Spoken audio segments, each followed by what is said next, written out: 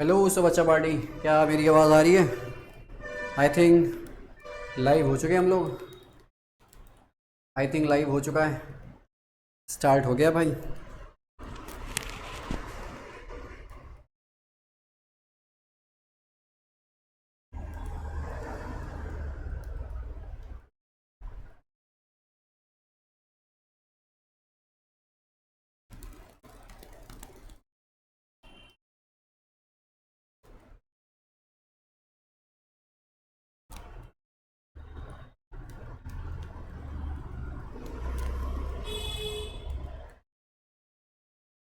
क्या सब ठीक ठाक चल रहा है भाई?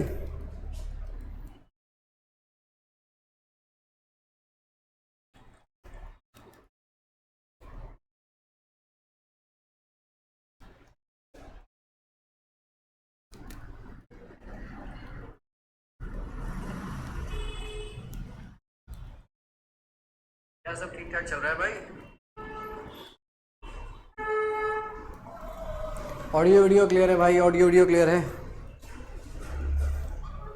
ऑडियो वीडियो क्लियर है भाई? क्या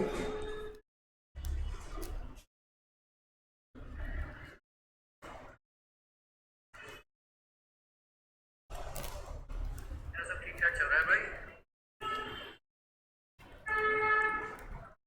आई थिंक सब ठीक ठाक चल रहा है। वीडियो क्लियर है? चलो भाई, अगर सब ठीक ठाक है तो फिर हम लोगों को शुरू कर देना चाहिए जल्दी भाई। अगर सब क्लियर है तो जल्दी हम लोगों को शुरू कर देना चाहिए बिना देरी करे।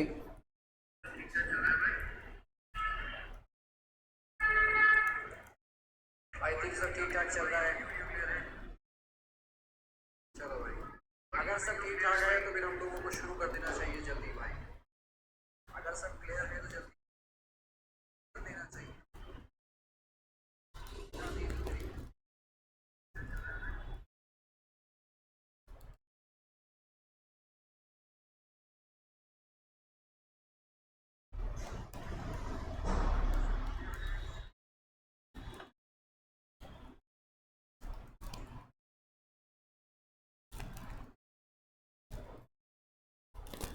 चलो भाई, जल्दी से हम लोग शुरू करेंगे अपने इस पार्ट 3 को, क्योंकि ऑलरेडी हम लोग 2 पार्ट में पढ़ चुके थे इसको। क्यों भाई? 2 पार्ट में हम लोग ठीक ठाक पढ़ चुके थे, और ठीक ठाक नहीं, बहुत कुछ पढ़ डाला था हम लोगों ने। और हम लोगों ने कहा था कि आज के पार्ट में हम लोग ये पिस्टल, मेगास्पोरेंजियम और इम्ब्रायोसैक के बारे में पढ़ने वाले।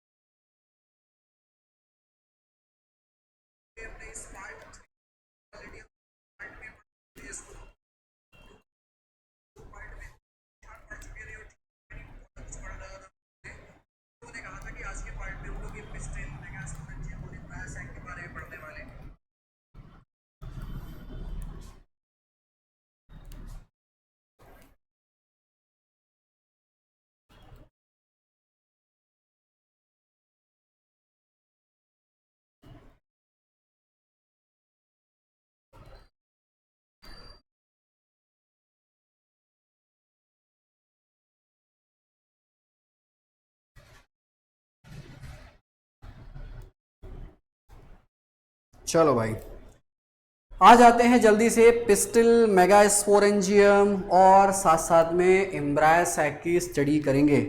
और बहुत ही बिंदास टॉपिक है, मैं आपको बता दूं, बिंदास है और मज़ा भी बहुत आने वाला है। क्योंकि जो भी टॉपिक्स आपके रह गए होंगे वो सारे के सारे आज इसी लाइव में क्लियर हो जाएंगे। और क्लियर हो भी जाना चाहिए, क्योंकि बेटा अब अगर समझ में नहीं आया तो फिर कहाँ समझ में आएगा। और मैं आपको बोल रहा हूँ कि रोज 9 बजे मिलेंगे आपसे और रिवीजन करेंगे साथ साथ में मिल के भाई, है ना? आ जाओ भाई, हमने तो अपने टाइम पे लाइव स्टार्ट कर दिया। अब जिसको भी आना है जल्दी जल्दी आते जाओ, और जो भी आ रहा हो जल्दी जल्दी बेटा लाइव शेयर करते रहिएगा, ताकि ज़्यादा से ज़्यादा लोग हम लोगों के इस लाइव सेशन से जुड़ सकें। आओ जल्दी से, हम लोग पिस्टल के बारे में बात करेंगे, मेगास्पोरेंजियम के बारे में बात करेंगे और ओव्यूल के बारे में बात करेंगे। जिस तरह से हम लोगों ने डेवलपमेंट कराया था माइक्रोस्पोरेंजियम का, उसी तरह से यहाँ पर भी कराएंगे, लेकिन साथ साथ में कुछ बेसिक जो भी टर्मिनोलॉजीज हैं पहले उसको क्लियर कर लेंगे, देन उसके बाद ही हम लोग कुछ करने वाले हैं। क्लियर? आ जाओ भाई, अगर क्लियर है तो हम लोगों को थोड़ा और आगे बढ़ना चाहिए, जैसे कि हम लोग हर बार कहते हैं। क्लियर बात? अब देखो, आप बात करने वाले हैं किसके बारे में? गाइनोसियम के बारे में। किसके बारे में बात करने वाले हैं? गाइनोसियम के बारे में आज हमारी चर्चा होगी और इसी के इर्द गिर्द घूमती रहेगी। डेवलपमेंट भी हम लोग करा लेंगे इसका, आओ भाई साहब, ठीक है। तो जब बात करेंगे गाइनोसियम की, और हमने आप लोगों को बता दिया था कि गाइनोसियम जो होता है ये फीमेल रिप्रोडक्टिव हॉर्न होता है। क्या होता है? फीमेल रिप्रोडक्टिव हॉर्न होता है। इस गाइनोसियम की जो यूनिट होती है, क्या होती है? इसकी जो यूनिट होती है, उसकी यूनिट को बोलते हैं बेटा पिस्टिल। क्या बोलते हैं? पिस्टिल बोल दिया जाता था, या इसी की यूनिट को बेटा कार्पेल बोल देते थे। क्या बोल देते थे? कार्पेल। ये हम लोगों ने पहले भी डिस्कस कर लिया था, कोई नई बात हम नहीं बता रहे हैं, ऑलरेडी ये वाली बात हम पहले आपसे डिस्कस कर चुके थे, ठीक है। तो अगर ये बात पहले हम लोग डिस्कस कर चुके थे तो कुछ लोगों के दिमाग में कार्पेल या पिस्टिल जैसा कुछ तो सेव रहा होगा। क्लियर बात? तो कह रहे हैं कि गाइनोसियम जो होता है it is a female reproductive part of the flower. तो मेल रिप्रोडक्टिव पार्ट क्या था, इसकी हम लोगों ने बात करी थी, उसकी बात करी थी। तो एंड्रोसियम के बारे में बोला था। एंड्रोसियम की जो यूनिट थी वो हम लोगों ने कहा था स्टेमेन होता है, और स्टेमेन दो पार्ट से मिलकर बनता है। इसमें से पहला पार्ट एक होता है उसका फिलामेंट, और एक पार्ट होता है एंथर। क्लियर बात? एंथर और फिलामेंट में जो रिप्रोडक्टिव स्ट्रक्चर एक्चुअल में होता है वो एंथर ही होता था, और एंथर में स्पोर्स बनते थे। क्या बनते थे? स्पोर्स। और स्पोर्स की जो थैलियां होती थी उसको बोलते थे हम लोग स्पोरेंजियम। क्या बोलते थे? स्पोरेंजियम। कितने स्पोर्स की थैलियां होती थी? 4 स्पोरेंजियम्स होते थे। इसीलिए हमने एंथर के लिए कुछ कैरेक्टर रखा था कि एंथर जो होता है वो बाइलोब्ड होता है, डाइथिकस होता है और टेट्रास्पोरेंजिएट होता है। ये 3 शर्तें थी जो हमने किसके साथ रखी थी बेटा? एंथर के साथ रखी थी। बाकी हमने उसकी लेयर कवरिंग अवरिंग सब हम लोगों ने बात कर डाली थी। क्लियर? एक जो गाइनोसियम होता है वो मिलके बना होता है सिंगल पिस्टिल से।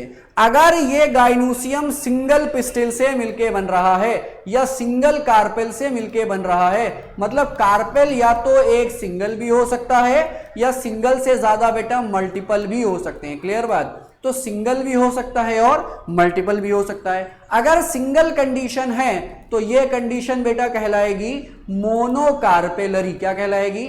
मोनोकार्पेलरी। तो पहला टर्म आपने सीखा आज का मोनोकार्पेलरी, कि जब गाइनोसियम एक पिस्टिल या एक कार्पेल से मिलके बनेगी तो इस कंडीशन को बोला जाएगा क्या? मोनोकार्पेलरी। और साथ साथ में ऐसा भी हो सकता है एक से ज्यादा हो तो उसे बोला जाएगा क्या? उसे बोला जाएगा बेटा मल्टी कार्पेलरी। क्या बोला जाएगा? Multi carpellary. तो मोनोकार्पेलरी कंडीशन भी आपने सीखी और मल्टी कार्पेलरी कंडीशन भी सीखी। लेकिन इस मोनोकार्पेलरी और मल्टी कार्पेलरी कंडीशन में थोड़ा सा ट्विस्ट हम लोग लेकर आएंगे, ठीक है। मोनोकार्पेलरी के लिए तो हम लोग कोई बात नहीं करेंगे, लेकिन मल्टी कार्पेलरी के लिए बात करेंगे। लेकिन उसके लिए हमें जरूरत पड़ेगी व्हाइट बोर्ड की। आ जाओ इस चमचमाते हुए व्हाइट बोर्ड पे हम लोग बात कर लेते हैं। मैंने बोला कि जब मल्टी कार्पेलरी की बात होगी, किसकी बात होगी? मल्टी कार्पेलरी की, तो हम लोगों को थोड़ा सा ट्विस्ट मिलने वाला है, ठीक है। अब देखो मल्टी कार्पेलरी में जो खूब सारे कार्पेल होते हैं तो इनका 2 केस होता है। या तो क्या होते हैं? या तो जो कार्पेल्स होते हैं ये यूनाइटेड हो जाते हैं। कैसे हो जाते हैं? यूनाइटेड हो जाते हैं। या ऐसा भी होता है कि जो कार्पेल्स होते हैं ये बेटा फ्री रह जाते हैं। क्या रह जाते हैं? फ्री। अब जरा इसको समझो कि फ्री और यूनाइटेड में क्या अंतर होता है। अगर सारे कार्पेल आपस में जुड़ जाएं, क्या हो जाएं? आपस में जुड़ जाएं। अब इन्हीं कार्पेल के जुड़ने की वजह से ही क्या होता है? डिफरेंट टाइप्स ऑफ प्लेसेंटेशन देखने को मिलते हैं। क्या देखने को मिलते हैं? डिफरेंट टाइप्स ऑफ प्लेसेंटेशन देखने को मिलते हैं। अब जो डिफरेंट टाइप्स ऑफ प्लेसेंटेशन है जरा इसको समझो कि ये कौन सी नई टेढ़ी खीर आ गई यहां पर, ठीक है। अब जैसे कि इमेजिन करो कि मैं इसको बोल दे रहा हूं इट इज अ कार्पेल। ये क्या है? ये एक कार्पेल है। क्लियर बात? अब ये कार्पेल हो सकता हो कि किसी पेड़ में आपने मोनोकार्पेलरी बोला या multi carpellary, but we are discussing about the multi carpellary condition. तो अब जो मल्टी कार्पेलरी कंडीशन है तो वो ट्राई कार्पेलरी भी हो सकता है, टेट्रा कार्पेलरी भी हो सकता है और पेंटा कार्पेलरी भी हो सकता है। क्लियर बात? लेकिन मल्टी कार्पेलरी में यूजली क्या होता है? या तो 3 की बात होती है या तो 5 की बात होती है, क्योंकि या तो ट्राइमेरस कंडीशन होती है या तो पेंटामेरस होती है। लेकिन मस्टर्ड में बात करोगे तो टेट्रामेरस कंडीशन होती है। कैसी होती है? टेट्रामेरस कंडीशन हो जाती है, ठीक है। अगर 3 कार्पेल हैं तो हो सकता हो ये सारे कार्पेल इस तरह से एक दूसरे की मार्जिन पे जुड़ जाएं। कहां जुड़ जाएं? एक दूसरे की मार्जिन पे जुड़ जाएं। तो जब ये मार्जिन पे जुड़ते हैं इस तरह से, ये एक दूसरे की क्या होती हैं? एक दूसरे की टिप पे क्या हो जाते हैं? अटैच हो जाते हैं। तो जिस टिप पे एक दूसरे से अटैच होते हैं बेटा, वहीं पर क्या लगे होते हैं? वहीं पर ऐसे ऐसे ओव्यूल लगे होते हैं। क्या लगे होते हैं? वहीं पर ऐसे ऐसे करके ओव्यूल लगे होते हैं। तो इस तरह का जो प्लेसेंटेशन होता है ये कहलाएगा बेटा पेराइटल प्लेसेंटेशन। क्या कहलाएगा? Parietal placentation. ठीक है, बट हम लोग ज्यादा प्लेसेंटेशन की बात नहीं करेंगे। ठीक है, ऐसा भी हो सकता है कि ये जो कार्पेल थे इनके जुड़ने का थोड़ा सा पैटर्न अलग हो। अब पैटर्न अलग कैसे होगा जरा देखो कि ये जो कार्पेल थे ये कार्पेल सेंटर में जुड़ जाए। कहां जुड़ जाए? सेंटर में। देखो ये एक कार्पेल था, ये आया सेंटर में फ्यूज कर गया।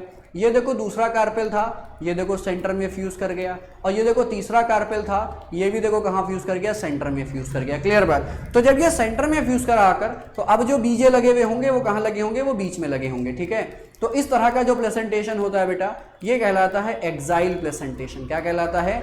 Exile placentation. क्लियर बात? तो ये जो कार्पेल्स का आपस में जुड़ना है उसकी वजह से ही यहां पर प्लेसेंटेशन आपको देखने को मिल जाता है। क्लियर बात? तो अगर यूनाइटेड हैं, अगर सारे के सारे कार्पेल्स आपस में जुड़ जाते हैं, जुड़ने का अलग अलग पैटर्न हो सकता है, अलग अलग प्लेसेंटेशन बन सकता है। तो अगर ये यूनाइटेड हुआ तो यूनाइटेड के दौरान इसको नाम देंगे कंडीशन क्या? सिनकार्पस। क्या नाम दोगे बेटा? सिनकार्पस। क्लियर बात? लेकिन अगर ये कार्पेल क्या हो जाते हैं बेटा? फ्री रह जाते हैं, तो इस कंडीशन को बोलेंगे क्या बेटा? एपोकार्पस। क्या बोलेंगे? एपोकार्पस। ठीक है, तो सिनकार्पस और एपोकार्पस आई होप ये आपको समझ में आया होगा। मैंने बोला कार्पेल या तो एक होगा या तो एक से ज्यादा होंगे। अगर कार्पेल एक है तो क्या बोलोगे? मोनोकार्पेलरी कंडीशन है। क्लियर बात? और अगर कार्पेल एक से ज्यादा है तो कंडीशन कहलाएगी मल्टी कार्पेलरी। अब मल्टी कार्पेलरी में या तो कार्पेल्स यूनाइटेड होंगे या तो कार्पेल्स फ्री होंगे। अगर कार्पेल्स यूनाइटेड हैं तो कंडीशन कहलाएगी सिनकार्पस, और अगर कार्पेल्स फ्री हैं तो कंडीशन कहलाएगी एपोकार्पस। क्लियर बात? अब जो सिनकार्पस कंडीशन जब होती है तो डिफरेंट टाइप्स ऑफ प्लेसेंटेशंस आता है, और ये डिफरेंट टाइप्स ऑफ प्लेसेंटेशन अलग अलग तरह का हो सकता है। पेराइटल भी हो सकता है, एक्साइल भी हो सकता है, मार्जिनल भी हो सकता है, फ्री सेंट्रल भी हो सकता है, कई तरह का हो रहा है। लेकिन हम लोग यहाँ पर उसकी कोई डीप स्टडी नहीं करने वाले। क्लियर बात? जब पढ़ेंगे मॉर्फोलॉजी इन फ्लावरिंग प्लांट तो वहां पर बात करेंगे चलकर। क्लियर बात? तो आई होप ये बात समझ में आई होगी आपको। और कार्पेल को ही हम लोग नाम दिए थे बेटा क्या? पिस्टिल। तो अगर पिस्टिल सिंगल है तो कंडीशन क्या बोली जाएगी? मोनोकार्पेलरी। कह रहे हैं और may have more than one pistil. अगर एक से ज्यादा कंडीशन है तो आप इसको नाम क्या दोगे? इसको बोलोगे मल्टी कार्पेलरी। क्या बोलोगे? Multi carpellary. कह रहे when there are more than one of the pistils में बी फ्यूज टुगेदर। अगर क्या हो जाए कि बहुत सारे मतलब एक से ज्यादा जो कार्पेल्स या पिस्टल्स हैं अगर वो आपस में फ्यूज हो जाते हैं तो फ्यूज होने पर भैया जी उन्हें क्या नाम दिया जाएगा? उन्हें नाम दिया जाएगा सिनकार्पस कंडीशन। क्या नाम दिया जाएगा? Syncarpous condition. और वो दूसरी बात भी यही कहते हैं और मे बी फ्री। अगर फ्री हो जाएंगे तो इनको नाम क्या दिया जाएगा? एपोकार्पस। और यही बात अभी आपको हम पीछे समझा के आए कि एपोकार्पस और सिनकार्पस कंडीशन क्या होती है। क्लियर बात? जो कोई भी लाइव में हो बेटा वो लाइव को शेयर करते रहिएगा ताकि और लोगों तक भी इंफॉर्मेशन पहुंचती रहे। बिकॉज आपको बता दें कि रेगुलर लाइव क्लासेस हो रही हैं। संडे को लाइव क्लासेस नहीं हुई थी बट रेगुलर क्लासेस हो रही हैं, 9 बजे से क्लासेस हो रही हैं। क्लियर बात? अभी यूजली हम लोग लेके चल रहे हैं बायोलॉजी, लेकिन धीरे धीरे हम लोग केमिस्ट्री पर भी आएंगे। लेकिन जब धमाका केमिस्ट्री का होगा तो शोर आप तक भी पहुंचेगा। आई थिंक ये मैं अपने हर लाइव में कहता हूं, बट बच्चे कहते हैं कब धमाका होगा, कब शोर पहुंचेगा। क्लियर बात? आओ जरा आगे चलते हैं। तो एपोकार्पस और सिनकार्पस कंडीशन हमने सीखी, मल्टी कार्पेलरी और साथ साथ में मोनोकार्पेलरी कंडीशन भी हमने सीखी। फ्री क्या होता है, फ्यूज्ड कैसे हो जाता है, हमने वो भी कंडीशन सीखी। एक्चुअल में हमारे लिए जरूरी यहां पर टर्मिनोलॉजी है। अगर ये हमें समझ में आ गई तो सच बता रहे हैं कि कुछ भी ऐसा बाकी नहीं होगा जो हम कर नहीं पाएंगे। ठीक है? और आपको एक चीज मैं बता दूं कि अगर आप चाहते हो कि टाइम टू टाइम नोटिफिकेशंस आप तक पहुंचती रहे तो टेलीग्राम चैनल ज्वाइन करना मत भूलिएगा। टेलीग्राम चैनल का लिंक कमेंट सेक्शन में ऊपर पड़ा हुआ है, तो आप जाके चेक कर लीजिएगा। ठीक है? लाइव चैट्स में आप देख सकते हैं कि ऊपर लिंक्स पड़े हुए हैं, तो आप लिंक्स देख सकते हैं। लिंक्स पे जाओ, जाके क्या कर लो बेटा, ज्वाइन कर लो वहां पर। ठीक है? अब कह रहे हैं भाई अगर किसी एक पिस्टल की बात करें तो यहां पर कितने पार्ट होंगे? यहां पर भैया जी 3 पार्ट होंगे। अब तीनों पार्ट की अगर चर्चा करते हैं तो बहुत आसान होता है तीनों पार्ट को हमें समझ लेना। ठीक है? तो एक पिस्टल यहां पर बना देते हैं। तो हम लोग कहते हैं कि यूजली पिस्टल कुछ इस तरह से होता है। इस तरह से कुछ पिस्टिल होता है, ऐसा है कि नहीं है? आप सभी लोगों ने देखा होगा इस तरह से कि स्टिल का जो सबसे ऊपर का पार्ट होता है इट इज कॉल्ड स्टिग्मा। क्या कहलाता है? स्टिग्मा। और उसमें जो ये सिलेंड्रिकल पार्ट होता है ये बिल्कुल स्टाइल मारता हुआ, बिल्कुल ये एकदम स्टाइल है, क्लियर बात। और जो निचला हिस्सा होता है ये वाला कहलाता है बेटा क्या? ओवरी। क्या कहलाता है? ओवरी। तो आपने सीखा पिस्टिल के 3 पार्ट होते हैं, कौन कौन सा? स्टिग्मा है, स्टाइल है और ओवरी है। और तीनों के अपने अलग अलग फॉर्म्स होते हैं या अपने अलग अलग क्या होते हैं, इनके काम होते हैं, क्लियर बात। तो स्टिग्मा, स्टाइल, ओवरी की हमने बात करी, एपोकार्पस, सिनकार्पस कंडीशन की बात करी, मोनोकार्पलरी और मल्टीकार्पलरी कंडीशन की बात करी, जो कि सब किसके अंडर आ रहा है बेटा? गाइनोसियम के। किसके अंडर आ रहा है? गाइनोसियम के।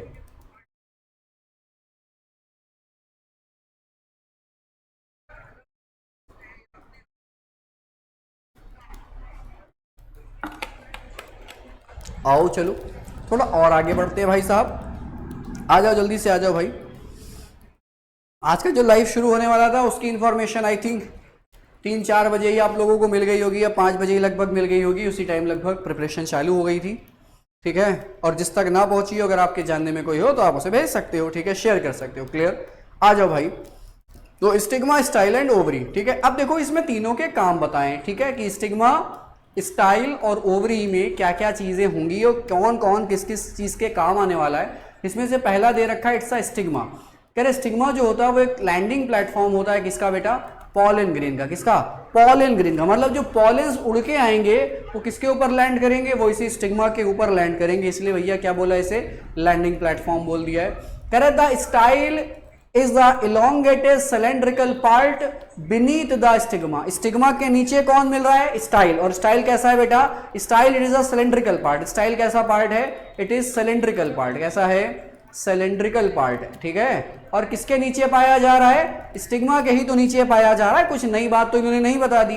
डायग्रामेटिक रिप्रेजेंटेशन बहुत जरूरी है, क्योंकि बहुत सारे बच्चे जो बायोलॉजी पढ़ रहे होते हैं ना, वो डायग्राम से भागते हैं, ठीक है, डायग्राम से भागते हैं। और एक चीज और है कि वो टर्मिनोलॉजी से भागते हैं। तो अगर आप इसी तरह से भागते रहेंगे तो डेफिनेटली सिलेक्शन से हमेशा दूर रहेंगे आप, ठीक है। आओ भैया आगे चलते हैं।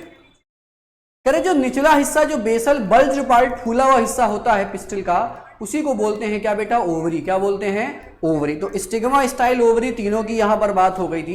कह रहे ओवरी के अंदर जो होता है, जो कैविटी होती है, उसी को बोलेंगे क्या? लॉक्यूल। क्या बोल देंगे? लॉक्यूल। अब देखो ओवरी में जो लॉक्यूल होता है, वो लॉक्यूल जो हो सकता है वो एक भी हो सकता है, एक से ज्यादा भी हो सकता है, ठीक है। अगर लॉक्यूल एक है तो कंडीशन कहलाएगी बेटा यूनिलॉक्यूलर। क्या कहलाएगी? यूनिलॉक्यूलर। और अगर एक से ज्यादा है तो कंडीशन क्या कहलाएगी? ये कहलाएगी बेटा मल्टीलॉक्यूलर। क्या कहलाएगी? मल्टीलॉक्यूलर। क्या कहलाएगी? मल्टीलॉक्यूलर, ठीक है। हेलो ड्रीम गर्ल, चलो भाई देखते हैं भाई। तो यूनिलॉक्यूलर और मल्टीलॉक्यूलर कंडीशन हो गई। अगर लॉक्यूल कैसा है? अगर सिंगल ओवरी है, क्या है? सिंगल ओवरी है ना, सिंगल ओवरी है तो कंडीशन क्या कहलाएगी? यूनिलॉक्यूलर। अगर ओवरी एक से ज्यादा है तो क्या हो जाएगा? अगर मल्टीपल ओवरी है, क्या है, सॉरी मल्टीपल ओवरी है, मल्टीपल चैम्बर्स हैं, तो कंडीशन क्या कहलाएगी? मल्टीलॉक्यूलर। तो यूनिलॉक्यूलर और मल्टीलॉक्यूलर। फिर बात बोला है कि जो प्लेसेंटा होता है is located inside the ovarian cavity. तो ओवरी के अंदर ही क्या मिलने वाला है? प्लेसेंटा। लेकिन थोड़ा सा आओ इसको समझते हैं कि प्लेसेंटा क्या होता है और कहां पर होता है, ठीक है। प्लेसेंटा कहां पर होता है और क्या होता है, जरा इसको समझो भाई। तो हम लोग ये बात कर रहे हैं किसकी? ओवरी की। किसकी बात कर रहे हैं? ओवरी की। जरा ध्यान दीजिएगा, यहां पर ओवरी की जो चर्चा होने वाली है मजेदार है ये, ठीक है। देखो जरा कैसे, ठीक है। अब देखो है क्या, जो ये ओवरी है, ओवरी के अंदर लगा होगा, ये लगा होगा ओव्यूल, है ना। तो इस तरह से ओव्यूल लगा होगा। अब ओव्यूल जो होता है, ओव्यूल का जो ये स्टाल्क है, ओव्यूल का जो स्टाल्क है, ये कहलाता है बेटा फ्यूनिकल। क्या कहलाता है? फ्यूनिकल। और ये फ्यूनिकल क्या होगा कि ओवरी के इनर पार्ट से जुड़ा होगा। तो ओवरी के जिस हिस्से से फ्यूनिकल जुड़ता है उसी को बोला जाता है क्या बेटा? प्लेसेंटा। क्या बोला जाता है? प्लेसेंटा। क्या मेरी बात आपको समझ में आई कि प्लेसेंटा जो होता है वो कहां होता है? वो ओवरी के अंदर ही होता है। ओवरी से लगा हुआ क्या होता है? ओवरी से लगा हुआ होता है बेटा ओव्यूल। क्या लगा हुआ होता है? ओव्यूल। अब ओव्यूल का जो स्टाल्क है उसको हमने क्या बोला? फ्यूनिकल, या बोल सकते हैं बेटा फ्यूनिकल। ये क्या है? It is the stalk of ovule, ठीक है। तो ओव्यूल का स्टाल्क ओवरी के जिस हिस्से से जुड़ता है उसी पार्ट को क्या बोल दिया जाता बेटा जी? प्लेसेंटा। क्या बोल दिया जाता? प्लेसेंटा। तो प्लेसेंटा भी ये क्लियर हुआ होगा। ओव्यूल क्या होता है ये भी क्लियर हुआ होगा, लेकिन अभी हमने ओव्यूल की बात नहीं करी। लेकिन ओव्यूल कहां पर होगा, मैंने लोकेशन की बात जरूर करी। और ओव्यूल का जो स्टाल्क है फ्यूनिकल, हमने उसकी चर्चा भी करी कि या आप इसको फ्यूनिकल बोलते हो या इसी को क्या बोलते हो बेटा? फ्यूनिकुलस बोलते हो। क्या बोलते हो? फ्यूनिकुलस बोलते हो। तो इस बात का आपको ख्याल रखना है, क्लियर बात। लेकिन थोड़ा सा आओ जरा प्लेसेंटा को और चेक करते हैं कि एक्चुअल में प्लेसेंटा क्या होता है। आपने अगर वाटरमेलन खाया हो, आपने अगर वाटरमेलन खाया हो तो उस वाटरमेलन में अब देखो ओव्यूल आगे मैच्योर होकर क्या बनाएगा? ओव्यूल जब मैच्योर हो जाएगा, इट्स मैच्योर नॉट मटूरे, ठीक है? मैच्योर है, मटूरे नहीं बोल रहे, ठीक है? ओव्यूल जब मैच्योर हो जाएगा और फर्टाइल हो जाएगा, कैसा हो जाएगा? ओव्यूल मैच्योर हो और फर्टाइल हो तो क्या कहलाता है? यही कहलाता है सीड। क्या कहलाता है? सीड कहलाता है, क्लियर बात। तो इसका मतलब ओवरी में जिस भी हिस्से से सीड जुड़े होते हैं, क्योंकि ओवरी आगे मैच्योर हो जाएगी तो ओवरी आगे इस कहलाएगी क्या? ओवरी कहलाएगी बेटा फ्रूट। क्या कहलाएगी? फ्रूट। तो इसका मतलब जो फ्रूट में सीड लगे होते हैं, तो जिस हिस्से से सीड लगे होंगे उसी हिस्से को क्या बोलते हैं? प्लेसेंटा। क्या बोलते हैं? प्लेसेंटा। तो जरा ये बताओ, क्या ओवरी हर जगह खाने वाला हिस्सा होता है क्या? क्या हर जगह आप ओवरी ही खाते हो क्या? तो मेरे हिसाब से ऐसा तो नहीं है, क्योंकि आपको बताएं कि सिर्फ और सिर्फ ओवरी खाने वाला पार्ट नहीं होता। बहुत सारे प्लांट्स ऐसे हैं जहां पर सीड खाने वाला पार्ट है। ओवरी खा रहे हो क्या आप? नहीं। जैसे आपने चना खाया होगा, तो चना क्या एक्चुअल में सीड है? क्या है? एक सीड है। तो इस सीड के ऊपर जो होता है वो ग्रीन ग्रीन कलर की कोटिंग होती है, सूखने के बाद येलो हो जाती है। तो आपने अगर कच्चे चने खाए होंगे हरे वाले, जो भूटा आप बोलते हो उसको, तो उसमें से जो आपने ऊपर से छिलका हटाया वो आपने फ्रूट हटा दिया। मटर की फली आप छीलते हो तो मटर की फली जो आपने छीली, फली क्या थी? उसका फ्रूट था। लेकिन अंदर निकाले क्या आपने? अंदर निकाल के उसमें से बीजे खाए। तो हर जगह खाने वाला पार्ट ओवरी नहीं हो सकता है, ओवरी का कोई और भी हिस्सा हो सकता है। उसी तरह से प्लेसेंटा भी जो है वो कुछ जगहों पर खाने वाला पार्ट होता है। जैसे आपने वाटरमेलन देखा होगा, तो वाटरमेलन में जो बीज लगे होते हैं वो रेड वाले हिस्से में लगे होते हैं। तो जो रेड वाला पोर्शन है इट इज प्लेसेंटा, क्योंकि इसी में तो बीज घुसे हुए हैं। तो वाटरमेलन में खाने वाला पार्ट क्या होता है? प्लेसेंटा होता है, क्लियर बात। लेकिन वही आप अगर खरबूजे में देखें तो वाटरमेलन के बाद जो खरबूजा होता है, मस्क मेलन जिसे आप कहते हो, इसको जब आप काटते हो तो इसमें से आप अंदर से बीजे निकाल के फेंक देते हो, तो उसमें प्लेसेंटा नहीं खाते। क्यों? क्योंकि प्लेसेंटा जिस हिस्से, सॉरी सीड जिस हिस्से से लगे होते हैं उसी को तो प्लेसेंटा बोलते हैं, और आपने सीड के साथ उसका ज्वाइनिंग स्ट्रक्चर निकाल के पूरा फेंक दिया। मतलब मस्क मेलन में आपने क्या निकाल के फेंक दिया? मस्क मेलन में आपने प्लेसेंटा निकाल के फेंक दिया। आप वहां पर प्लेसेंटा नहीं खा रहे हो। उसके अलावा आपने बेल देखा होगा, वुड एप्पल आपने देखा होगा, एलिफेंट एप्पल देखा होगा। तो जो वुड एप्पल होता है, बेल होता है, तो आप अगर बेल को फोड़ते हो तो देखते हो कि जो अंदर वाला पल्प होता है आप वही तो खा रहे होते हो। तो जो पल्प होता है उसी में बीज लगे रहते हैं, उसी में सीड्स लगे रहते हैं। तो सीड जिस हिस्से से लगे होंगे उसे क्या बोलेंगे? प्लेसेंटा बोलेंगे। इसका मतलब बेल में आप क्या खा रहे हो? बेल में भी आप प्लेसेंटा खा रहे हो। तो कई जगह पर आप प्लेसेंटा खा रहे होते हो, ओवरी नहीं खा रहे हो। ओवरी का एक पार्ट है प्लेसेंटा, वो खा रहे हो। वो तो डिपेंड करता है कि किस फ्रूट में कौन सा पार्ट डेवलप हुआ, वो उसके एक एवोल्यूशन का हिस्सा, उसके एडवांसमेंट का हिस्सा होता है। हम लोग अब इससे ज़्यादा कोई बात नहीं करेंगे। आई होप मैंने आपको प्लेसेंटा समझा दिया कि ये प्लेसेंटा क्या होता है, क्लियर बात। तो प्लेसेंटा समझा दिया तो उसको पीछे खिसका देते हैं। बहुत बड़ा बड़ा लग रहा था, अब ये पीछे खिसक गया तो अब ये अच्छा लग रहा है, क्लियर बात। आओ जरा आगे चलते हैं भाई साहब, आओ जल्दी से आ जाओ, अपने वापस से टॉपिक पे कूद फांद के आ जाते हैं। तो कह रहे हैं जो प्लेसेंटा होता है वो ओवरी के अंदर ही होता है, या ये कह दो ओवरी की जो कैविटी होती है उसके अंदर ही रहता है, क्लियर बात। तो ये बात समझ में आई, तो थोड़ा सा आगे चलना चाहिए। तो कह रहे recall the definition and the types of placentation that you studied. कह रहे हैं जो आपने स्टडी किए थे कहां पर? क्लास 11th में। तो हम कह दे रहे हैं कि हम इसकी कोई चर्चा नहीं करेंगे, क्लास 11th वाला पढ़ाएंगे तो वहां पर बात करेंगे। और ऑलरेडी मैंने आपको प्रेजेंटेशन बताया था, क्लियर बात। और साथ साथ में मैंने प्रेजेंटेशन के कुछ टाइप भी बताए थे, क्लियर बात। अभी ऊपर जो डायग्राम रहेंगे अभी उन डायग्राम की हम लोग बात कर लेते हैं, क्लियर बात। अभी हम लोग बात करेंगे, अब बात करेंगे जरा देखो इस डायग्राम में कुछ चीजें मेंशन है, क्लियर बात। यहां पर जो डायग्राम दे रखे हैं आपको, जो पहला डायग्राम दे रखा है ये आपको चाइना रोज का दे रखा है। ये जो पहला डायग्राम देख पा रहे हो ये बेटा चाइना रोज का, किसका है? ये चाइना रोज का है। चाइना रोज को क्या कहते हैं बेटा? हिबिस्कस। क्या कहते हैं? हिबिस्कस रोजा सिनेंसिस। तो आप इसका बेटा पिस्टिल देख रहे हो, क्या देख रहे हो? पिस्टिल, एक नॉर्मल पिस्टिल आप यहां पर देख पा रहे हो, क्लियर बात। उसके बाद जो आप ये बी नंबर पे पिस्टल देख रहे हो, it is a multi carpellary. ये कंडीशन कैसी देख पा रहे हो, ये है बेटा मल्टी कार्पेलरी, ठीक है। जो बी नंबर पे आप देख रहे हो ये बेटा मल्टी कार्पेलरी कंडीशन है। और ये मल्टी कार्पेलरी कंडीशन जो है ये किसकी है, ये पेपेवर की है। पेपेवर को ही बेटा पोस्ता कहते हैं। क्या कहते हैं, पोस्ता कहते हैं। क्या कहते हैं, पोस्ता। और इसी के पौधे से या इसी के फल से एक मसाला निकलता है जिसको आप खसखस बोलते हो, वो इसी से निकल के आता है। कहां से बिलोंग कर रहा है बेटा, ये पेपेवर। कहां है भैया, ये पेपेवर, ठीक है। अब देखो पेपेवर की बात जो हो गई, ये जो पेपेवर होता है ये भी बेटा मालवेसी फैमिली का ही मेंबर होता है, ठीक है। अब ये पेपेवर जो है ये कैसा है, इट्स अ मल्टी कार्पेलर। इसके पास जो कंडीशन है वो कैसी है, कई सारे कार्पेल्स मौजूद हैं, ठीक है। उसके बाद आप जो सी डायग्राम देख पा रहे हो ये बेटा एपोकार्पस कंडीशन है। क्या है, एपोकार्पस। लेकिन मल्टी कार्पलरी जो आपने देखी थी, ये मल्टी कार्पलरी के साथ साथ सिन कार्पस कंडीशन है। कैसी है, सिन कार्पस कंडीशन है। मतलब सारे कार्पल्स क्या हो गए, आपस में यूनाइट हो गए।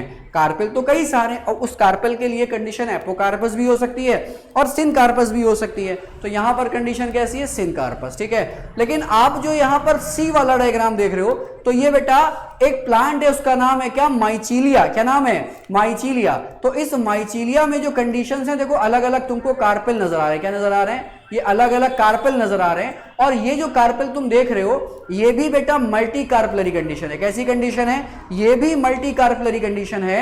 लेकिन मल्टी कार्पलरी के होने के साथ साथ ये एपोकार्पस है। क्या है, ये भी बेटा मल्टी कार्पेलरी है। और मल्टी कार्पेलरी के साथ साथ कंडीशन कैसी है बेटा, एपोकार्पस। क्या है, एपोकार्पस। अब एपोकार्पस का मतलब अभी मैंने आपको जब शुरू किया था तभी मैंने समझाया था कि एपोकार्पस का मतलब क्या होता है, कि जब कार्पेल आपस में फ्यूज ना हो, है ना। जब कार्पेल आपस में फ्यूज ना हो तो कंडीशन कहलाएगी एपोकार्पस। लेकिन जब कार्पेल आपस में क्या हो जाए, एक दूसरे से मार्जिन टू मार्जिन फ्यूज करा ले, और उसके फ्यूज करने का अलग अलग पैटर्न होता है, तो डिफरेंट टाइप्स ऑफ प्लेसेंटेशन मिल जाता है, तो उस कंडीशन को क्या बोला था हम लोगों ने बेटा, सिन कार्पस। क्या बोला था, सिन कार्पस, ठीक है। तो सिन कार्पस और एपोकार्पस कंडीशन आई होप आपको समझ में आई होगी, क्लियर बात। लेकिन अभी जो हमारा डी वाला डायग्राम है, अभी उसकी कोई चर्चा नहीं करेंगे, बिकॉज इट इज ओव्यूल। ये क्या है, ये ओव्यूल है, तो अभी हम ओव्यूल की चर्चा नहीं करेंगे। हम लोग खिसक के आगे निकल लेंगे, थोड़ी सी चर्चा आगे क्योंकि हमको करने वाली है, क्लियर बात। आ जाओ, कह रहे अराइजिंग फ्रॉम द प्लेसेंटा, ठीक है, आर द मेगा स्पोरेंजिया। अब कह रहे हैं प्लेसेंटा से ही क्या निकलता है बेटा, मेगा स्पोरेंजिया निकलता है। और उस मेगा स्पोर की थैली को नाम क्या दिया जाता है बेटा, उस मेगा स्पोर की थैली को नाम दिया जाता है ओव्यूल। क्या नाम दिया जाता है, ओव्यूल, ठीक है। अब इस ओव्यूल की कुछ खास चर्चा नहीं करेंगे कि ये ओव्यूल एक्चुअल में जन्मा कैसे, ये ओव्यूल एक्चुअल में उगा कैसे, क्लियर बात। तो आओ थोड़ी सी हम चर्चा कर लेते हैं कि ओव्यूल एक्चुअल में उगा कैसे। आओ जरा देखें भैया। आई थिंक आपने पीछे इससे जो पहले वाला लाइव था, आई थिंक आपने वो देखा होगा। अगर आपने वो लाइव देखा था तो बहुत मजा आने वाला है, क्योंकि आई थिंक अगर आपने माइक्रो स्पोर्स के डेवलपमेंट को पढ़ा था या माइक्रो स्पोरेंजियम के डेवलपमेंट को पढ़ा था, तो ये तो डेफिनेटली आपको समझ में आने वाला है, क्लियर बात। तो आओ जरा इसको हम लोग थोड़ा और समझते हैं बेटा जी। देखो होता क्या है कि ये प्लेसेंटा है, ये क्या है, हम प्लेसेंटा की बात कर रहे हैं। और प्लेसेंटा बेटा कहाँ लगा होता है, प्लेसेंटा बेटा ओवरी की इनर वॉल पे होता है। क्या होता है, ओवरी की जो इनर वॉल होती है वहां क्या मिलेगा आपको, प्लेसेंटा मिलेगा, ठीक है। इस प्लेसेंटा के ऊपर एक क्या निकलता है, उभार निकलता है। इसी को बोलेंगे बेटा क्या, प्रोट्यूबरेंस। क्या बोलेंगे, प्रोट्यूबरेंस, क्लियर बात। अच्छा, जब ये प्रोट्यूबरेंस बना तो ये प्रोट्यूबरेंस थोड़ा सा बड़ा हो जाता है, ठीक है। अब जो ये प्लेसेंटा है, मैं इसको यहां पर इसी तरह से ड्रॉ कर दे रहा हूं प्लेसेंटा को, ठीक है। अब जो ये प्रोट्यूबरेंस होता है ये दो पार्ट में अलग हो जाता है, इस तरह से, ये इस तरह से, ठीक है। इसमें जो नीचे वाला हिस्सा होता है ये इसका आगे बनने वाला स्टाल्क है। क्या बनने वाला है, स्टाल्क है। और इस स्टाल को आप क्या बोलोगे बेटा, फ्यूनिकल। क्या बोलोगे, फ्यूनिकल बोलोगे। इसकी जो ये मेन बॉडी आप देख रहे हो है ना, ये इसकी क्या है, it is a main body. और इस मेन बॉडी को आप क्या बोलोगे, मेन बॉडी को आगे जाकर हम लोग बोलेंगे बेटा क्या, न्यूसेलस। क्या बोलेंगे, न्यूसेलस, क्लियर बात। बात इतनी क्लियर है तो थोड़ा सा हमें और आगे चलना चाहिए। आओ, बहुत इंपॉर्टेंट बात है ये। अब होता क्या है, इसके अंदर बहुत सारी सेल्स होती हैं जिनकी ओरिजिन क्या होता है, सब सेम होता है। तो इसीलिए इस क्लस्टर को बोल दिया जाता है बेटा क्या, होमोजीनियस मास ऑफ सेल्स। क्या बोल दिया जाता है, होमोजीनियस मास ऑफ सेल्स। जैसे कि आपने जब माइक्रोस्पोरेंजियम का डेवलपमेंट पढ़ा था तो जैसा आपने वहां पर पढ़ा था यहां पर भी कुछ कुछ वैसा ही है, लेकिन कुछ कुछ वैसा नहीं है, यहां पर बहुत कुछ वैसा होगा। आखिरी में थोड़े डिफरेंसेस देखने को मिलेंगे। आओ जरा हम लोग थोड़ा सा आगे बढ़ते हैं भाई, ठीक है। चलो भाई, अब अगर आगे बढ़ेंगे तो थोड़ा सा मजेदार होने वाला है। आओ भैया देखते हैं, ठीक है। अब देखो हुआ क्या होगा यहाँ पर कि यहाँ पर जो ये स्टाल्क है और ये आप जो फ्यूनिकुलस देख रहे हो और साथ साथ में जो उसका मेन बॉडी देख रहे हो, अब इसमें कुछ डिफरेंसेस आ जाते हैं। अब जब डिफरेंसेस आते हैं तो ये क्या कर लेता है, ये अपने ऊपर लेयर फॉर्मेशन कर लेता है, ठीक है। तो इसके पास क्या लेयर्स बन जाती हैं, 2 लेयर बन जाती है, ठीक है। आप एक लेयर ये देख पा रहे होते हो, ठीक है, इस तरह से। हम इसको बस कॉमनली कार्टून डायग्राम समझ रहे हैं, एक लेयर और इसके ऊपर आ जाती है, ठीक है, ये एक और लेयर आ जाती है, ठीक है। तो क्या लेयर बन गई भाई, इसके ऊपर 2 लेयर बन गई। और निचला हिस्सा जो होता है, निचला हिस्सा जुड़ जाता है किससे, यही जो इसका फ्यूनिकुलस था उसी से जुड़ा रहता है। तो हमने इसको बस समझने के लिए बना लिया कि डिफरेंशिएशन जब होता है तो ऐसा ही होता है, क्लियर बात। और जब डिफरेंशिएशन है तो अभी आप क्या करो, अभी इसके माइक्रोपाइल को हम लोग ना बनाए, ठीक है, इसके माइक्रोपाइल को ना बनाए, हम लोग सब कुछ जोड़ देते हैं यहाँ पर, ठीक है। आओ जरा देखते हैं, ठीक है। तो ये जो 2 लेयर्स थी ये हमने इसको ऐसे ये भी जोड़ रखा, अभी माइक्रोपाइल डेवलप नहीं कराया, ठीक है। अब होता क्या है कि अंदर की जो हाइपोडर्मल सेल्स होती हैं उसमें से एक सेल थोड़ी बड़ी हो जाती है ना। अभी जो थोड़ी एक सेल बड़ी हुई होती है ये अभी आगे चलकर एक कारनामा करेगी, ठीक है। अब ये कारनामा क्या करेगी, ये आगे जाकर बनाएगी बेटा एम्ब्रायोसैक। क्या बनाएगी, एम्ब्रायोसैक। लेकिन एम्ब्रायोसैक ना बोले, हम इसको सीधा सीधा बोल दें कि ये सेल आगे जाकर बनने वाली है क्या, it is a megaspore mother cell. क्या बनने वाली है ये बनने वाली है मेगास्पोर की अम्मा। तो इसको बोल देंगे क्या, आप इसको बोल देंगे बेटा मेगास्पोर मदर सेल। क्या बोल देंगे, मेगास्पोर मदर सेल। और उसके अलावा ये जो है ये बेटा फ्यूनिकल था, जैसे फ्यूनिकल था हम इस फ्यूनिकल की बात कर लेते हैं। और उसके अलावा ये जो 2 लेयर्स आ गई, इन लेयर्स को नाम दिया जाएगा बेटा क्या, इंटेग्यूमेंट। क्या नाम दिया जाएगा, इंटेग्यूमेंट, क्लियर बात। अब ये इंटेग्यूमेंट बेटा आउटर और इनर क्या है वो आप समझ पा रहे हो, क्योंकि बाहर वाला है तो आउटर इंटेग्यूमेंट और अंदर वाला है तो इनर इंटेग्यूमेंट, क्लियर बात। अब देखो होता क्या है कि धीरे धीरे ये ऑल डेवलप होता चला जाता और ऑल डेवलप होके एक पर्टिकुलर ओव्यूल का फॉर्मेशन कर लेता, क्लियर बात। लेकिन उसके साथ साथ होता क्या है कि जो अंदर सेल बनके तैयार हुई थी, अंदर जो सेल बनके तैयार हुई थी, हमने उसको नाम क्या दिया, उसको हमने नाम दिया बेटा मेगास्पोर मदर सेल। क्या नाम दिया, मेगास्पोर मदर सेल। तो मेगास्पोर मदर सेल का मतलब समझ गए ना कि ये मेगास्पोर को बनाने वाली अम्मा है और इसकी पोलाइडी जो होगी वो बेटा कितनी होगी, पोलाइडी होगी 2n। कितनी होगी, डिप्लॉइड पोलाइडी होने वाली है। अब होता क्या है कि ये जब ऑल डेवलप करेगी तो डेवलपमेंट के दौरान ये डिवीजन से गुजरेगी, दैट्स कॉल्ड मियोसिस। तो ये गुजरेगी बेटा पहले मियोसिस फर्स्ट से, मियोसिस फर्स्ट से गुजरेगी तो क्या सेल्स बन जाएंगी, 2 सेल्स बन जाएंगे, 2 न्यूक्लियस बन जाएंगे। फिर क्या हो जाएगा, ये मियोसिस सेकंड से गुजरेगी तो ऑल ओवर यहाँ पर क्या सेल्स बन जाएंगी, 4 सेल्स बन जाएंगी। और इन 4 सेल्स में क्या हो जाएगा, पार्टीशन हो जाएगा। तो ये सारे के सारे जो बनके तैयार होते हैं, दीज आर द माइक्रोस्पोर्स। क्या बनके तैयार हुए, ये तैयार हुए माइक्रोस्पोर। लेकिन माइक्रोस्पोर कितने हैं टोटल, यहाँ पर ये 4 माइक्रोस्पोर बनके तैयार होते हैं। कितने माइक्रोस्पोर, 4 माइक्रोस्पोर। लेकिन थोड़ा सा हमें डायग्राम और इलेबोरेट चाहिए, तो हम लोग ने जो ओव्यूल का डायग्राम बनाया था इसे थोड़ा सा और समझते हैं। अब जब समझते हैं तो एक्चुअल में जो ये माइक्रोस्पोर्स में डेवलपमेंट हो रहा है, इसको समझने के लिए हमें थोड़ा सा ओव्यूल को और देखना पड़ेगा, ठीक है। तो ये हमारा ओव्यूल है, ठीक है, ये हमारा ओव्यूल है। अब हमने इसके ऊपर एक अपर्चर बना दिया, ठीक है, ऊपर की तरफ एक माउथ बना दिया है। उस माउथ को नाम देंगे क्या बेटा, माइक्रोपाइल। क्या नाम देंगे, माइक्रोपाइल, ठीक है। बाकी ये नीचे ये स्ट्रक्चर था, ये नीचे जो होगा ये प्लेसेंटा से जुड़ा होगा, जुड़े रहने दीजिए प्लेसेंटा से, कोई बात हम उसकी नहीं कर रहे हैं, ठीक है। तो इसका जो माउथ ओपनिंग होती है इसको ही बोला जाता है बेटा क्या, माइक्रोपाइल। क्या बोला जाता है, माइक्रोपाइल, क्लियर बात। अब होता क्या है, जो यहाँ पर सारे के सारे माइक्रोस्पोर्स बने वो इस तरह से अरेंज होते हैं, ये इस तरह से अरेंज होते हैं, ये सारे के सारे यहीं पर बन रहे होंगे। ये कितने बने टोटल, ये टोटल बने हैं 4। लेकिन डेवलपमेंट के दौरान होता ये है कि 3 माइक्रोस्पोर की डेथ हो जाती, बचता कितना है, 1। अगर 3 माइक्रोस्पोर की डेथ हो गई तो जरा देखो कि जो डेथ हुई है वो किस साइड वालों की हुई होती है, ठीक है। तो जो डेथ होती है वो माइक्रोपाइल एंड की तरफ जो होते हैं वो 3 क्या हो जाते हैं, डीजनरेट हो जाते, खत्म हो जाते हैं। और एक ही माइक्रोस्पोर्स यहाँ, सॉरी माइक्रो बोल रहे हैं, it's a megaspore not microspore. मैंने यहाँ पे लिख दिया माइक्रोस्पोर, ये माइक्रोस्पोर नहीं होगा, ये क्या होगा, ये मेगास्पोर होगा भाई, ठीक है। अलग ही लेवल है, माइक्रोस्पोर बोल दिया मैंने उसको। ये क्या बनेंगे, ये बेटा मेगास्पोर बनेंगे। और कितने मेगास्पोर बने हैं, ये 4 मेगास्पोर बने। तो ये जो ऊपर जो आप 3 मेगास्पोर देख रहे हो ये बेटा डीजनरेट हो गए, क्या हो गए, डीजनरेटेड मेगास्पोर। ये क्या है, डीजेनरेटेड मेगास्पोर। और जो नीचे की तरफ मौजूद है ये क्या है, ये बेटा है फंक्शनल मेगास्पोर। क्या है ये है फंक्शनल मेगास्पोर। क्लियर बात। अब ये जो फंक्शनल मेगास्पोर है अब ये डेवलप करेगा। ये कैसे डेवलप करेगा अभी इसको आगे आके सीखते हैं हम लोग आकर। ये तीन जो थे माइक्रोपाइलर एंड की तरफ, माइक्रोपाइल जो इसका माउथ होता है, जो ओपनिंग होती है उसे क्या बोलते हैं, माइक्रोपाइल। और माइक्रोपाइल के अपोजिट वाला पार्ट जो होता है उसे बोलते हैं बेटा चलाजा। क्या बोलते हैं, चलाजा। ठीक है, तो माइक्रोपाइल चलाजा को ध्यान रखिएगा। माइक्रोपाइल की तरफ के जो 3 मेगास्पोर होते हैं वो डीजेनरेट हो जाते हैं और एक जो होता है वो बचता है, उसे बोलते हैं बेटा फंक्शनल मेगास्पोर। और फंक्शनल मेगास्पोर की पोलैरिटी कितनी होगी, n, क्योंकि ये मियोसिस से बना है। ये स्ट्रक्चर किससे बना है, ये मियोसिस होने के बाद बना है। क्लियर बात। आओ जरा थोड़ा सा आगे चलते हैं और एनसीईआरटी तुम्हें घुमा के लाते हैं। आओ अब देखो यहां पर क्या कह रहे जो नंबर ऑफ ओव्यूल्स होता है वो वेरी करता है। क्लियर बात। जैसे वीट में देखो, पैडी में, मैंगो में देखो तो एक ही होता है, लेकिन पपाया में देखो, वाटरमेलन में देखो, ऑर्किड में देखो तो क्या होते हैं, एक से ज्यादा होते हैं। तो ये तो आपने खुद देखा होगा, किसी फल में जितने ज्यादा बीज हैं इसका मतलब उसमें उतना ही ओव्यूल है। अगर एक बीज है तो एक ओव्यूल, एक से ज्यादा बीज है तो एक से ज्यादा ओव्यूल्स होगा। क्लियर बात। अच्छा आ जाओ हम लोग ओव्यूल की बात करते हैं भाई। ठीक है, तो ओव्यूल की बात करेंगे तो हमें एक टिपिकल स्ट्रक्चर चाहिए होगा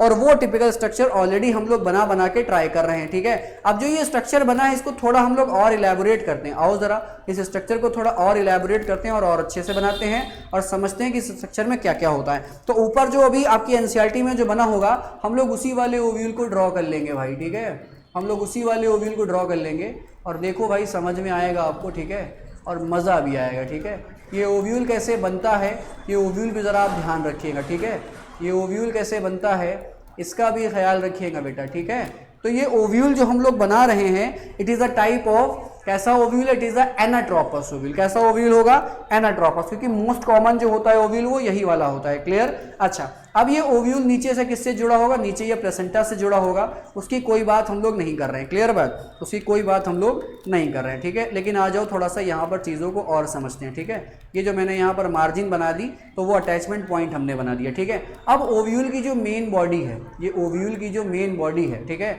ये कहलाती है बेटा क्या, न्यूसेलस। क्या कहलाती है, न्यूसेलस। और नीचे जो ये फिलामेंट इसका दिख रहा है ये कहलाता है क्या बेटा, फ्यूनिकल। क्या कहलाता है, फ्यूनिकल। लेकिन इस फ्यूनिकल और इस न्यूसेलस को जो जोड़ने वाला स्ट्रक्चर होता है ये स्ट्रक्चर क्या कहलाता है, ये कहलाता बेटा हाइलम। क्या कहलाता, हाइलम। क्लियर बात। तो न्यूसेलस है, हाइलम है और फ्यूनिकल यहाँ पर हो गया। क्लियर बात। उसके अलावा इसके ऊपर आप 2 इंटेगमेंट देख पा रहे हो।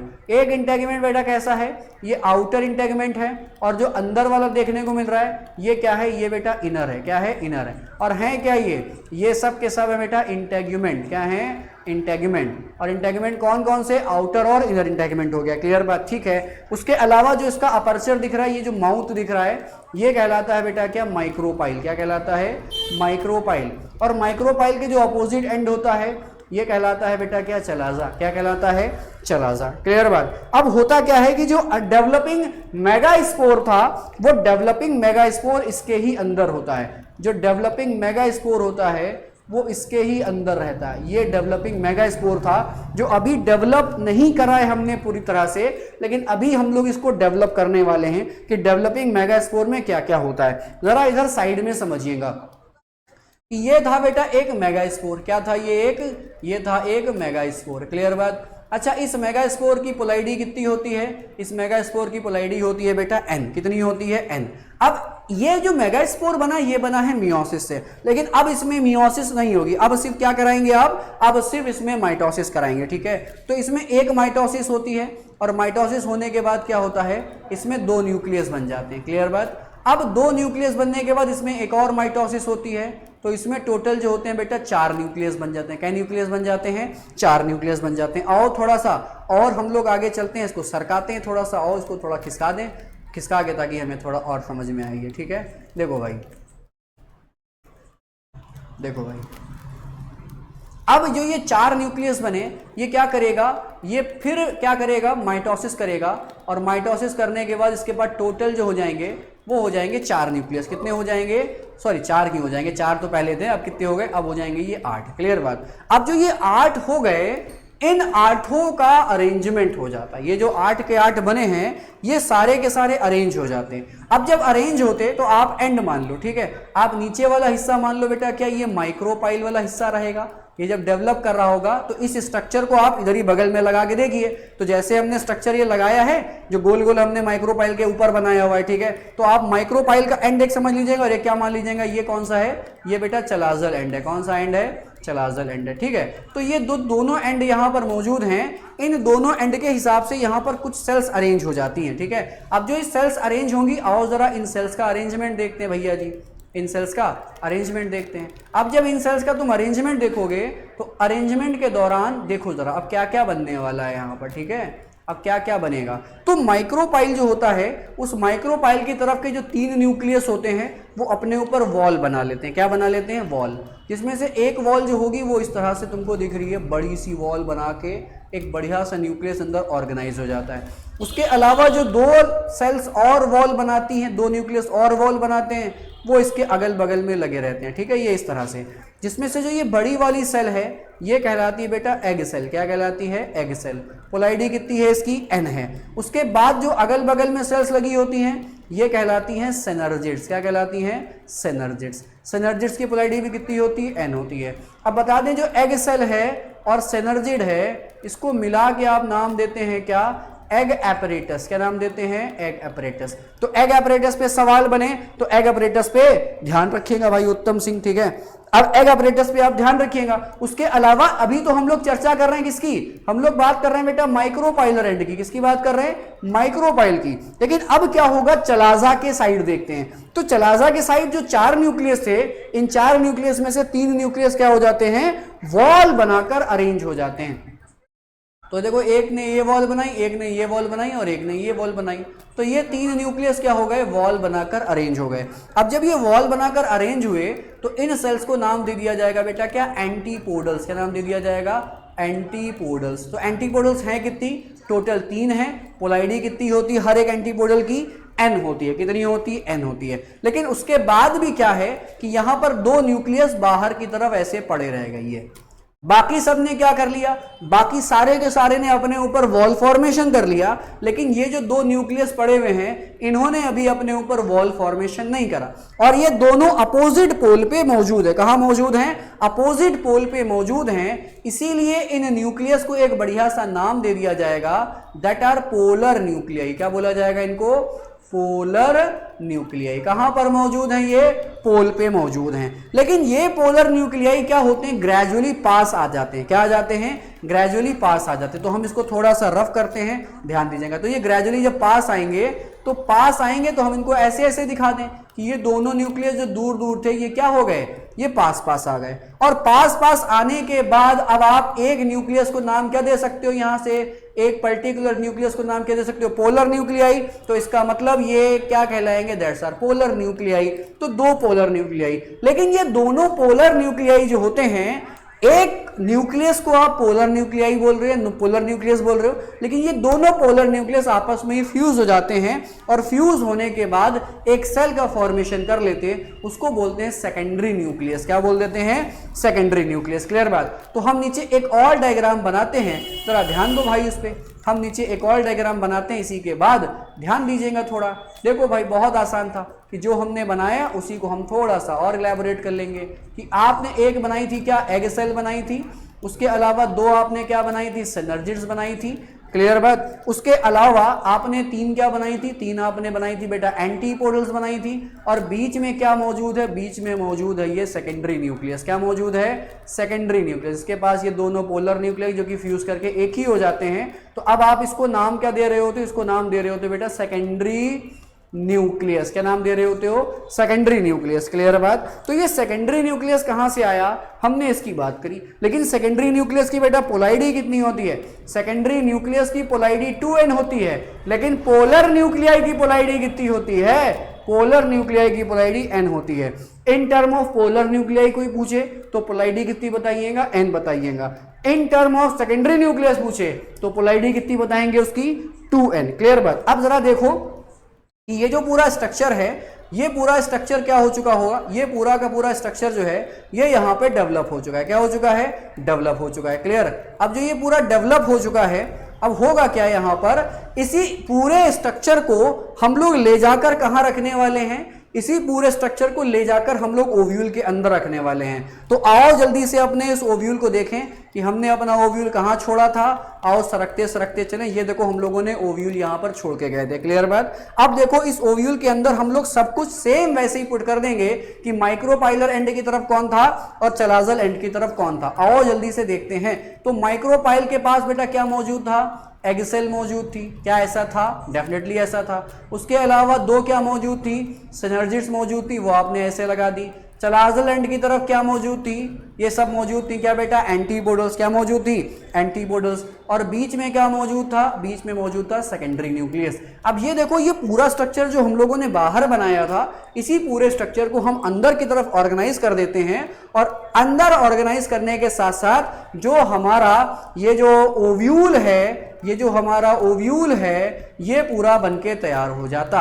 अब इस ओव्यूल के अंदर अगर आप चाहते हो कि जो स्ट्रक्चर आपने बनाया, दैट्स कॉल्ड एम्ब्रायो सैक। ये क्या कहलाएगा, ये कहलाएगा एम्ब्रायो सैक। क्या कहलाएगा, एम्ब्रायो सैक। एम्ब्रायो सैक बोलिए, या इसी का एक और नाम होता है, इसी को बेटा फीमेल गैमीटोफाइट भी कहते। क्या कहते, फीमेल गैमीटोफाइट भी कह देते। तो अब आप इसको नाम दो एम्ब्रायो सैक या फीमेल गैमीटोफाइट, ये आपकी इच्छा है। एक्चुअल में फीमेल गैमीटोफाइट के टर्म में सवाल पूछा जाता कि फीमेल गैमीटोफाइट जो होता है उसके पास कितनी सेल होती हैं और कितने न्यूक्लियस होते हैं। तो ये आप जो देख रहे हो ये एक फीमेल गैमीटोफाइट है, जो आप ये डायग्राम देख रहे हो ये एक फीमेल गैमीटोफाइट है। और इस फीमेल गैमीटोफाइट के पास आओ जरा देखते हैं कि क्या क्या पाया जा रहा है। ये जो फीमेल गैमीटोफाइट है ये बेटा 7 सेल्ड एंड 8 न्यूक्लिएट स्ट्रक्चर है। कैसा है, ये 7 सेल्ड और 8 न्यूक्लिएट स्ट्रक्चर है। इंपॉर्टेंट बात मैंने आपको यहां पर रख के बता दी कि ये कैसा होता है, 7 सेल्ड 8 न्यूक्लिएट स्ट्रक्चर होता है। क्लियर बात। कितनी सेल मैंने बोली, 7 सेल और 8 न्यूक्लियस स्ट्रक्चर होता है। इंपॉर्टेंट है, याद रखिएगा, इंपॉर्टेंट है कि जो फीमेल गैमीटोफाइट है, ये जो फीमेल गैमीटोफाइट है, इसको एक और नाम दे रहे हो। क्या, इसी को नाम दे रहे हो भैया जी एम्ब्रायो सैक। क्या नाम दे रहे हो, एम्ब्रायो सैक। क्लियर बात। हाँ बेटा उत्तम कुमार, मैं डेली क्लासेस लेता हूं बेटा, रोज 9 बजे क्लासेस रहती हैं। हाँ बेटा रेगुलर 9 बजे क्लास होती है, बस संडे को क्लास नहीं होती, बाकी रेगुलर क्लास होती है।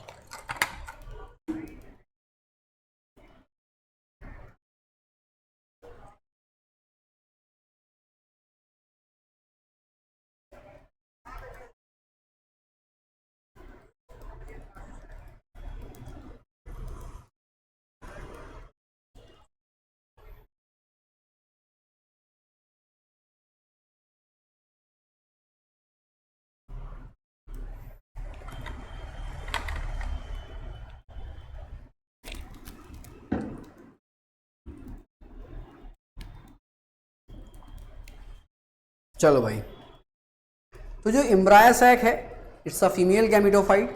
इसी को 7 सेल्ड 8 न्यूक्लिएट स्ट्रक्चर हम लोग बोल देते हैं क्योंकि हमने ऑलरेडी इसको पढ़ लिया है। बहुत ज़्यादा इलेबोरेट नहीं जाने वाले हम लोग, बहुत ज़्यादा आउटर एनसीईआरटी नहीं जाने वाले, आउट ऑफ द सिलेबस नहीं जाने वाले, क्योंकि वो बाहर जाने का मतलब है कि अपने सवाल को मिस करना और अपने कॉन्सेप्ट को लेंदी बना लेना है भाई। ठीक है, ऐसा नहीं है कि इसके आगे नहीं जाया जा सकता। क्लियर। आओ ज़रा, अगर ये समझ में आ गया तो हम लोगों को वापस से एक स्ट्रक्चर को देखना है जो कि हमारा ओव्यूल था, ये जो दरवाल बना था। ठीक है, तो आओ ये जो ओव्यूल तुम देख पा रहे हो भाई, मज़ेदार है कि नहीं है। ठीक है, समझ में तो आ ही रहा होगा। क्लियर, समझ में तो आ ही रहा होगा ये। ठीक है, चलो भाई, अगर समझ में आ गया तो बहुत अच्छी बात है। तो हम लोगों को आगे बढ़ जाना चाहिए कि ये स्ट्रक्चर जो बना है ये एक नॉर्मल ओव्यूल है, और ये ओव्यूल जो है इट इज़ एनाट्रोपस ओव्यूल। कैसा है ये एनाट्रोपस ओव्यूल है। ठीक है, तो एनाट्रोपस ओव्यूल क्या होता है हम लोगों ने इसको सीख लिया, और सीखने के साथ साथ समझ भी लिया। क्लियर बात। आओ भैया थोड़ा और आगे चलते हैं। क्लियर। तो एक टिपिकल ओव्यूल की यहाँ पर ये बात हो गई। ठीक है, एक टिपिकल ओव्यूल की ये बात हो गई। ठीक है, चलो भाई, तो हम लोगों को थोड़ा सा और आगे बढ़ जाना चाहिए। बेटा रोज 9 बजे क्लासेस होती हैं, 9 बजे से 10 साढ़े 10 बजे तक रोज क्लासेस होती रहती हैं, रेगुलर होती रहती हैं।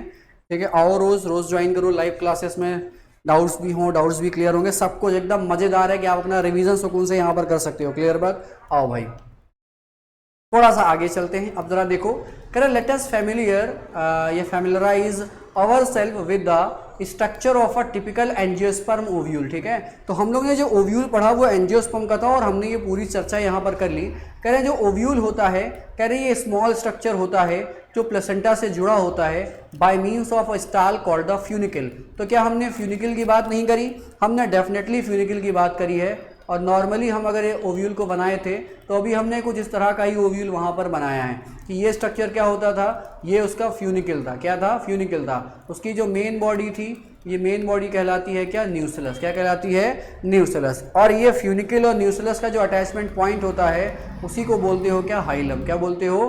हाइलम। क्या ये बात पल्ले पड़ी? डेफिनेटली बात पल्ले पड़ गई, तो आगे चलना चाहिए। कह रहे जो बॉडी ओव्यूल की होती है वो फ्यूज हो जाती है फ्यूनिकल से एक रीजन पे, उसको क्या बोलते हैं? उसी को बोलते हैं हाइलम। और हमने ये, हाँ बेटा एनसीईआरटी के साथ भी पढ़ाते हैं, एनसीईआरटी भी रहेगी हमारे साथ। चलो भाई ठीक है, कहेंगे दस the hilum represent the junction between the ovule and funiculus. तो ओव्यूल की जो मेन बॉडी है, ओव्यूल की जो मेन बॉडी है और साथ साथ में जो फ्यूनिकल है उसका जो जंक्शन है जहां पे ये दोनों जुड़ रहे होते हैं, उसी जंक्शन को क्या बोल रहे हैं हम लोग? हाइलम। क्या बोल रहे हैं? हाइलम बोल रहे हैं। कह रहे हर ओव्यूल में अगर देखा जाए एक या दो प्रोटेक्टिव एनवेलप्स होते हैं और उन प्रोटेक्टिव एनवेलप्स को नाम क्या दे दिया गया बेटा? इंटेगुमेंट्स। का नाम दे दिया गया? इंटेगुमेंट्स। अब ये जो इंटेगुमेंट्स होते हैं ये दो तरह के थे, एक आउटर इंटेगुमेंट था और एक इनर इंटेगुमेंट था। क्लियर बात? अब ये इंटेगुमेंट आगे जाकर इनका क्या भविष्य होगा, क्योंकि ओव्यूल का जो भविष्य होने वाला है वो सीड होने वाला है। क्लियर बात? लेकिन उसके इंटेगुमेंट का क्या भविष्य होगा उसकी चर्चा कर लेंगे कि जो अगर ओव्यूल आगे जाकर सीड बनेगा तो जो इंटेगुमेंट है उसमें जो आउटर इंटेगुमेंट होगा वो आउटर सीड कोड बनेगा, इसको बोलोगे क्या? टेस्टा। क्लियर बात? लेकिन जो इनर इंटेगुमेंट होगा ये भविष्य में जब सीड बन जाएगा ओव्यूल तो इनर इंटेगुमेंट आगे जाकर क्या बनेगा? ये बनेगा इनर सीड कोड, उसे बोलेंगे टेगमेन। क्या बोलेंगे? टेगमेन। जैसे कि आपने अनार खाया होगा तो अनार में क्या आप सीड खाते हो? क्या नहीं। तो अनार में आप सीड कोड खाते हो बाहर वाला जो कि फ्लैशी हो जाता है, और फ्लैशी जो सीड कोड होता है उसी को बोलते हो टेस्टा। तो अनार में जो खाने वाला पार्ट है वो टेस्टा है। बाकी आप जब अनार को दबाते हो तो अंदर एक हार्ड पार्ट निकलता है। ठीक है, बाकी जो कुछ अंदर होता है वो उसके होता है, लेकिन जो टेस्टा होता है वो फ्लैशी और जूसी हो जाता है। इशिका हाय बेटा, हेलो।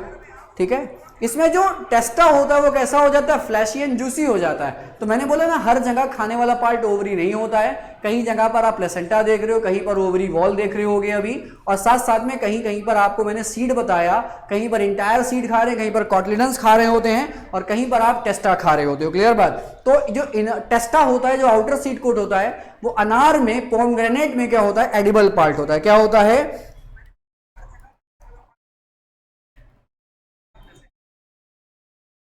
हाँ बेटा आपके कमेंट्स आ रहे हैं। हाँ इशिका बिल्कुल आपका कमेंट्स दिख रहा है बेटा हमको। Definitely you are visualise. चलो भाई, चलो आओ थोड़ा सा आगे सरक चलते हैं हम लोग। देखो भाई, दिनेश गेमिंग, यस सर। चलो भाई, चलो भाई थोड़ा सा और आगे सरकते। तो हमने इंटेगमेंट की बात करी और इंटेगमेंट का, हाँ बेटा क्या डाउट है?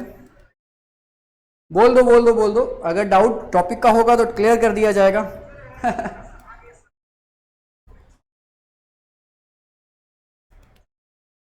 बता दो भाई।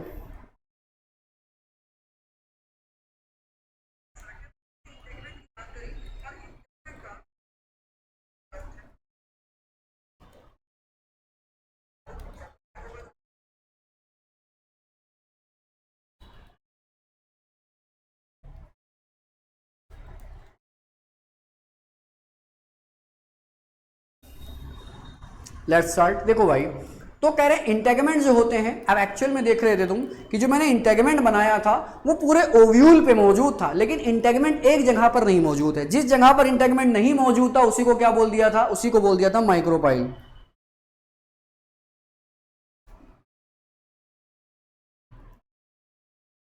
What is ovary and bryophyte? देखो अगर हम लोग प्लांट्स में बात करें ओवरी की, ठीक है, अगर हम लोग प्लांट्स में बात करें ओवरी की, तो जरा ध्यान रखना भाई कि ओवरी जो होता है it is a part of a pistil. किसका हिस्सा होता है? ये एक पिस्टिल का हिस्सा होता है। और पिस्टिल के 3 हिस्से होते हैं, एक स्टिग्मा होता है। प्रदीप कुमार तिवारी सर एकदम पागल लग रहे हो, ठीक है, चलो भाई पागल ही ठीक है, वैसे भी नॉर्मल लोगों से क्या उखड़ा है ना? तो ओवरी जो होती है it is a part of a pistil, है ना, स्टिग्मा, स्टाइल एंड ओवरी, ठीक है।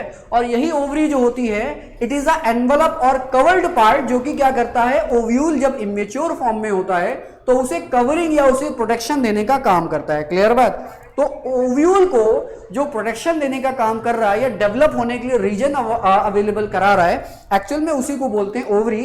And ovary it is the lower most part of the pistil, ठीक है। ओवरी क्या होता है? Lower most part of the bulgy part होता है, फूला फूला सा हिस्सा होता है, और उसी को हम क्या नाम दे दे रहे हैं? ओवरी दे दे रहे हैं, ठीक है।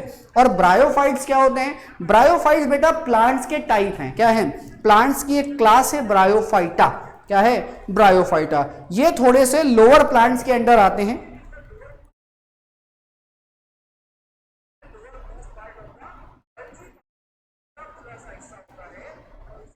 हाँ बेटा, प्लांट किंगडम का जो एक्सप्लेनेशन है वो मैंने लाइव यहां पे करके रख दिया है, ठीक है। प्लांट किंगडम का जो एक्सप्लेनेशन था, मतलब ओवर लाइव पूरा का पूरा, आप चैनल पे जाइएगा, चैनल में लाइव सेक्शन में जाइएगा, प्लांट किंगडम मैंने पूरा पढ़ा के रखा है, तो आप जाओ आराम से प्लांट किंगडम वहां पर पढ़ सकते हो। क्लियर बात? क्लियर बात? तो प्लांट किंगडम हमने ऑल ओवर पूरा वहां पर क्लियर करके रख दिया है बेटा। प्लांट किंगडम भी पढ़ाया है, एनिमल किंगडम भी पढ़ाया है, उसके अलावा बायोलॉजिकल क्लासिफिकेशन भी पढ़ाया है, और लिविंग वर्ल्ड भी मैंने ऑल ओवर ये पूरा का पूरा यूनिट वहां पे खत्म करके रख दिया है, तो आप जाओ और जाकर वहां पर पढ़ सकते हो। क्लियर बात? सर आप एकदम चाइना कंट्री के लग रहे हो। भाई चाइना नहीं भाई, मैं इंडियन हूं। देखो यार, हिंदी भाषा में बात कर रहा हूं यार तुमसे, तुम हमें चाइनीज बुला रहे हो यार। इतनी मेहनत से मैं इंडियन बनने की कोशिश कर रहा हूं और लोग यहां पर पहचान जाते हैं और कहते हैं कि आप चाइनीज लग रहे हो यार। अबे तुम्हें चाइनीज कहां से लग रहे हैं हम, हैं? तुम्हें इंडियन लग रहा है? देखो एकदम ठीक ठाक दाढ़ी मूछे, आंखें भी मेरी पिचकी पिचकी नहीं है, नॉर्मल आंखें हैं, है ना, नॉर्मल बात कर रहे हैं, और तुमको हम चाइनीज लग रहे हैं यार। तुम्हें यार चाइनीज लग रहे हैं, कैसी बात कर रहे हो यार?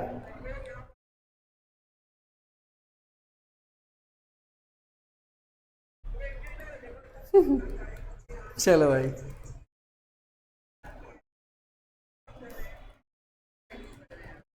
अरे भैया हम चाइनीज आईनी नहीं है, हम भैया मूल रूप से भारतीय हैं, यहीं पैदा हुए हैं, और हमारे अम्मा पापा भी यहीं के पैदा हुए थे, ठीक है भाई, हम यहीं की पैदावार है। चलो भाई।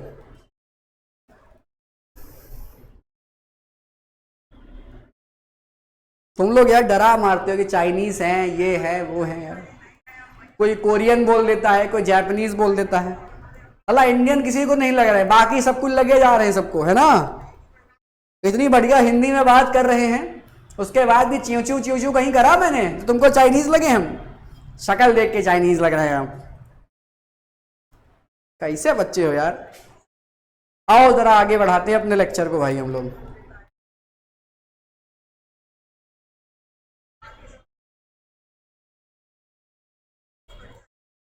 भैया पीडीएफ मिल जाएगी बेटा, लेक्चर आप देख लीजिएगा बेटा। हाँ नेपाल के लग रहे हैं। हाँ मेरा मुंह एकदम मोमोज जैसा है ना बेटा, है ना, देखो एकदम मोमोज डम्पलिंग जैसा लग रहा है हमारा मुंह। बोल रहा है नेपाल जैसे एकदम है, नेपाली आप हैं, चाइना है, नेपालीज है, कोरियन है ना, यही सब। इंडियन तो मैं कहीं से नहीं लग रहे हम, इतनी इज्जत से तुमसे बात कर रहे हैं और तुम्हें हम इंडियन नहीं लग रहे हैं। बेटा टेलीग्राम चैनल पे जुड़ जाइएगा, वहीं पे नोट्स मिल जाते हैं। टेलीग्राम चैनल पे जुड़ जाइएगा, वहां पे मिल जाएगा आपको पढ़ने वाला मैटर।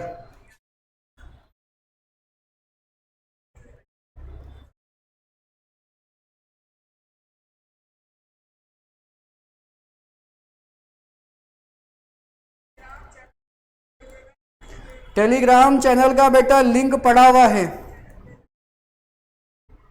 टेलीग्राम चैनल का लिंक कमेंट सेक्शन में पड़ा है, स्वाइप करके ऊपर जाओ मिल जाएगा भाई, ठीक है। अरे भैया टेलीग्राम चैनल पे, अरे उत्तम भैया टेलीग्राम चैनल पे जुड़ जाइए, मिल जाएगा वहां पे।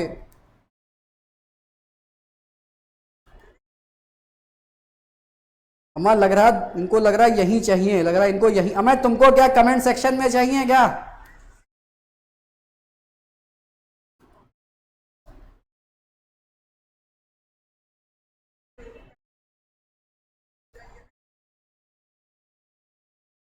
पॉलन ग्रेन और इम्ब्रायो सैक में क्या डिफरेंस है इशिका? बेटा पॉलन ग्रेन जो होता है ये कहलाता है मेल गैमिटोफाइट, लेकिन इम्ब्रायो सैक जो होता है ये कहलाता है फीमेल गैमिटोफाइट। पॉलन ग्रेन जो होता है वो माइक्रोस्पोरेंजियम में डेवलप हो रहा था, मेल सेक्स ऑर्गन में डेवलप हो रहा था, लेकिन जो फीमेल गैमिटोफाइट जो इम्ब्रायो सैक है ये फीमेल सेक्स ऑर्गन में डेवलप हो रहा होगा बेटा जी, ठीक है, ओव्यूल के अंदर। और ओव्यूल कहाँ है? ओवरी के अंदर। क्लियर?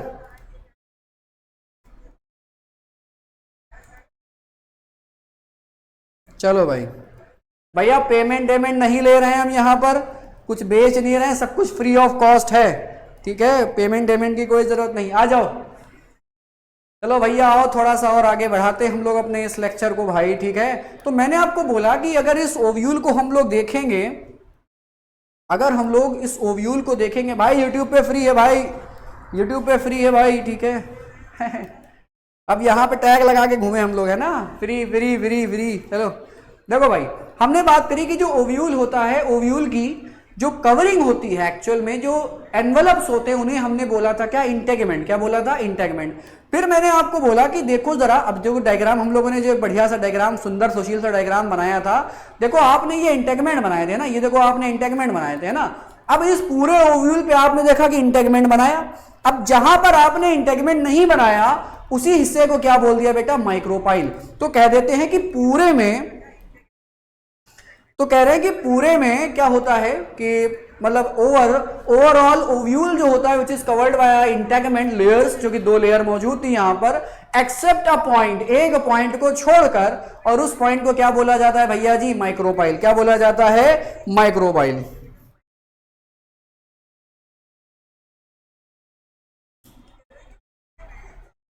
अरे भैया हमारी सैलरी पूछ रहे, अरे भैया गरीब आदमी है यार, सैलरी वैलरी नहीं मिलती हमको, बिना सैलरी के काम कर रहे हैं भाई, बिना सैलरी के काम कर रहे हैं, ठीक है। तो माइक्रोपाइल रीजन पे इंटेगमेंट नहीं होता है, बाकी इंटायरली सब जगह पर क्या पाया जाता है? इंटेगमेंट पाया जाता है। तो इस, जैसे कि आप जो देखो मेरा हाथ जैसे, ठीक है, तो ये पूरी कवरिंग है, लेकिन ये पूरी कवरिंग एक छोटे से अपर्चर के पास ये कवर नहीं कर रही है, बाकी पूरे हिस्से को क्या कर रही है? कवर कर रही है, लेकिन ये छोटा सा हिस्सा कवर्ड नहीं है, तो इसी छोटे से हिस्से को क्या बोल दिया गया? माइक्रोपाइल। क्या बोल दिया गया है भाई? माइक्रोपाइल। क्लियर बात? आओ जरा थोड़ा आगे चले भाई, थोड़ा थोड़ा करेंगे तो बहुत ज्यादा आगे हम लोग निकल जाएंगे, और मजेदार तो लेक्चर हो ही जाएगा, क्योंकि पूरी एनसीईआरटी हमें लाइन टू लाइन समझ में आ जाएगी। बहुत सारे लोगों को एनसीईआरटी पढ़नी नहीं आती। क्लियर बात?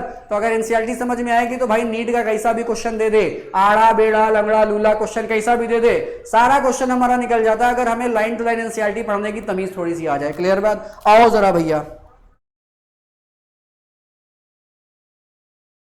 कह रहे हैं कि जो है ना, इंटेगमेंट इंसर्किल्स द न्यूक्लियस, ये पूरे न्यूक्लियस जो उसकी पूरी मेन बॉडी है उसे कवर्ड करता है। कह रहे एक्सेप्ट एट द टिप, कह रहे सिर्फ टिप को छोड़ दो, एक्सेप्ट एट द टिप, कह रहे जहां पर एक स्मॉल ओपनिंग होती है उसी ओपनिंग को क्या बोला जाता है भैया जी? माइक्रोपाइल। क्या बोलते हैं? माइक्रोपाइल। क्लियर बात? तो माइक्रोपाइल जिस जगह पर ऑर्गेनाइज होता है वहां पर इंटेगमेंट नहीं पाया जाता, बाकी पूरे में इंटेगमेंट भैया जी पाया जाता है। क्लियर बात? कह रहे हैं अब जो अपोजिट रीजन होता है माइक्रोपाइल, अगर ये माइक्रोपाइल है तो उसके अपोजिट एंड ये वाला हो जाएगा, तो ये माइक्रोपाइल, तो ये अपोजिट कहलाएगा क्या? चला जा। क्या कहलाएगा? चला जा, नहीं तो चला जाएगा भाई, ठीक है, चला जा। क्या बोलते हैं उसको? चला जा। गुड इवनिंग गौरव बेटा, गुड इवनिंग। हाँ बेटा जोलॉजी भी पढ़ाते हैं, एंटायर बायोलॉजी, ठीक है, एंटायर बायोलॉजी। केमिस्ट्री भी पढ़ाते हैं, बट अभी केमिस्ट्री का स्टार्ट नहीं हुआ है, केमिस्ट्री जैसे ही शुरू हो जाएगा आप सब तक नोटिफिकेशन पहुंच जाएगी, अगर आप सब हमारे टेलीग्राम चैनल से जुड़े हैं। और जितने भी लोग यहां पर आए हैं प्लीज सब्सक्राइब करके जाइएगा, ताकि रोज नोटिफिकेशन आपको मिल जाया करे, बिकॉज हम लोग रात में पागलों की तरह रोज अवेलेबल रहते हैं, ताकि हमारे बच्चों का क्या हो सके?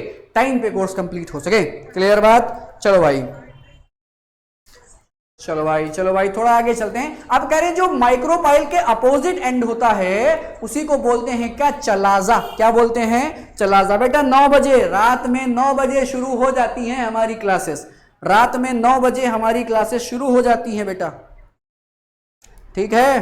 बाकी टेलीग्राम चैनल ज्वाइन करना मत भूलिएगा, टेलीग्राम पे जुड़ना मत भूलिएगा, ठीक है भाई, टेलीग्राम पे जुड़ना मत भूलिएगा।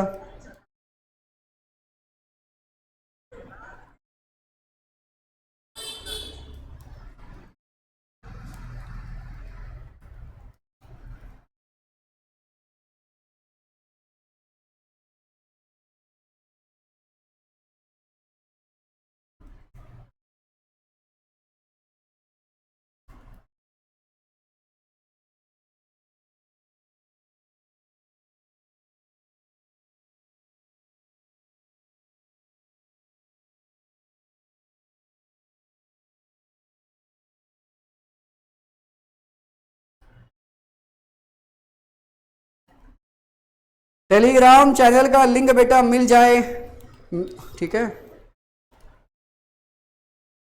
सर ये स्टार्ट सीरीज कब से हो गई है बेटा, ये सीरीज आई थिंक 20 डेज होने वाला है और ढेर सारे लाइव्स पड़े हुए हैं, ठीक है। सारे के सारे लाइव सेशंस पड़े रहेंगे बेटा वहां पर, ठीक है। तो टेलीग्राम चैनल का लिंक आपको मिल जाएगा बेटा, टेलीग्राम चैनल से जुड़ जाइएगा ताकि आपको नोटिफिकेशन मिलती रहे।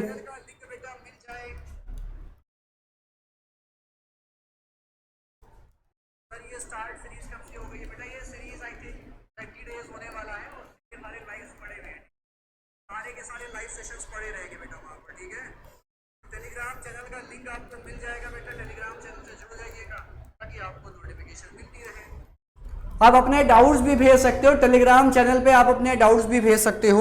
अभी रिसेंटली व्हाट्सएप चैनल भी एक क्रिएट हो जाएगा तो आप व्हाट्सएप ग्रुप पे भी जुड़ सकते हो, लेकिन फिलहाल के लिए अभी हमारे पास टेलीग्राम की फैसिलिटीज अवेलेबल हैं, तो आप टेलीग्राम चैनल से जुड़ जाइएगा। लिंक आपको कमेंट सेक्शन में डाल दिया जा रहा है, लिंक आपको कमेंट सेक्शन में मिल जाएगा बेटा, देख लीजिएगा।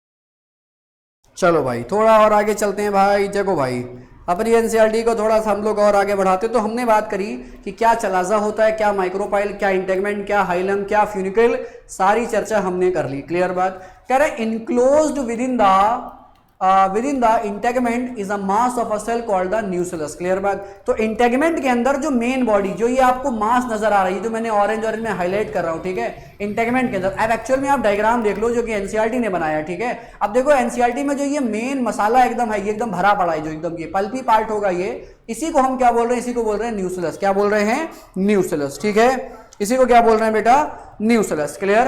उसके अलावा देखो आपको ये इनर इंटेगमेंट भी मेंशन करा है इसने, क्लियर बात। उसके अलावा आउटर इंटेगमेंट भी मेंशन करा है, ठीक है। अब ओव्यूल वही वाला है जो मैंने अभी डायग्राम में बनाया है, लेकिन इस ओव्यूल को ऐसे ना दिखाकर कैसे दिखा दिया गया, ऐसा दिखा दिया गया। क्लियर बात।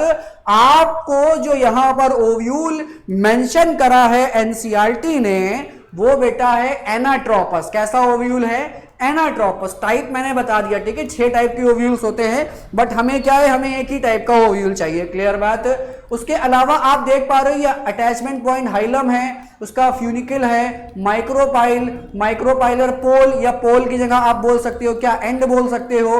उसके अलावा चलाजल पोल, पोल को आप एंड भी बोल सकते हो। एम्ब्रायो सैक अंदर है, एम्ब्रायो सैक में हमने ढेर सारे जो स्ट्रक्चर बनने थे, egg cell, synergid cell, antipodal, secondary nucleus, हमने सब कुछ उसमें मसाला झोंक झोंक के भर दिया है। पूरी रेसिपी तैयार है, आप यहां से देख सकते हो। क्लियर बात। आओ जल्दी से आगे चले भैया, जो कि अभी हम लोग पढ़ के आए थे। क्लियर बात। तो कह रहे हैं न्यूक्लियस जो होता है, cells of the nucleus having the abundant reserve food material. अब कुछ लोग पूछते हैं सर आपकी स्टडी क्वालिफिकेशन क्या है, स्टडी क्वालिफिकेशन क्या करोगे बेटा, मेरा आधार कार्ड बनवाना है क्या। देखो अब क्या होता है कि जो रिश्ता भिजवा रहे हो क्या बेटा, मैट्रिमोनियल में डालोगे कि सर की क्या क्वालिफिकेशन है।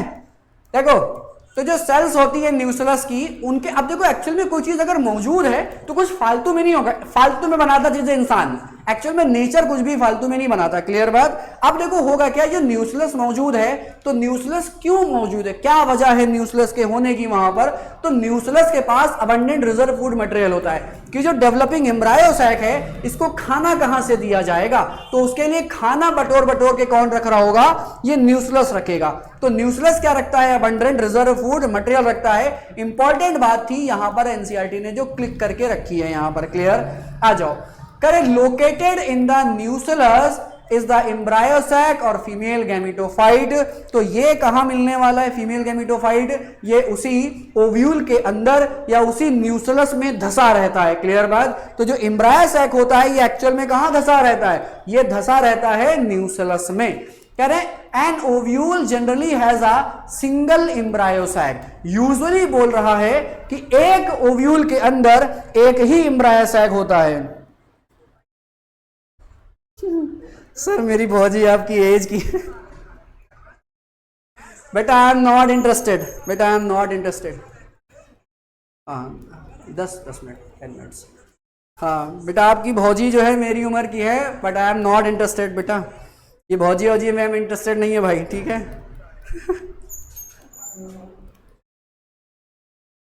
चलो भाई, मेरी क्वालिफिकेशन आपको पता चल जाएगी क्या मेरी क्वालिफिकेशन है, बट अभी शायद उसकी जरूरत नहीं कि क्वालिफिकेशन क्या है मेरी, ठीक है। आपको समझ में आता है मेरे हिसाब से इतना इनफ है, आपके डाउट्स क्लियर होने, आपके कॉन्सेप्ट क्लियर होने, मेरे हिसाब से इतना इनफ है आपके लिए, क्लियर। चलो भाई ठीक है, तो ओव्यूल जो है कह रहे generally has a single embryo sac, ठीक है। हाँ उसके अलावा कह रहे हैं जो कि क्या बनाएगा बेटा, जो कि मेगा स्पोर से बना होगा, किससे बना होगा, मेगा स्पोर से बना होगा। अब यहाँ पे एक हमको हेडिंग दे रखी, इट्स अ मेगा स्पोरोजेनेसिस, ठीक है। अब जो ये मेगा स्पोरोजेनेसिस, अब जो ये मेगा स्पोरोजेनेसिस है ये हमने ऑलरेडी आपको पीछे समझा रखी है। देखो भाई आज जल्दी से हम लोगों ने कुछ डायग्राम बनाए थे, बढ़िया बढ़िया से एकदम सुंदर से सुशील से डायग्राम बनाए थे। ये देखो सारे वो डायग्राम्स हैं जो अभी हम लोगों ने यहाँ पर बनाए थे और समझा था।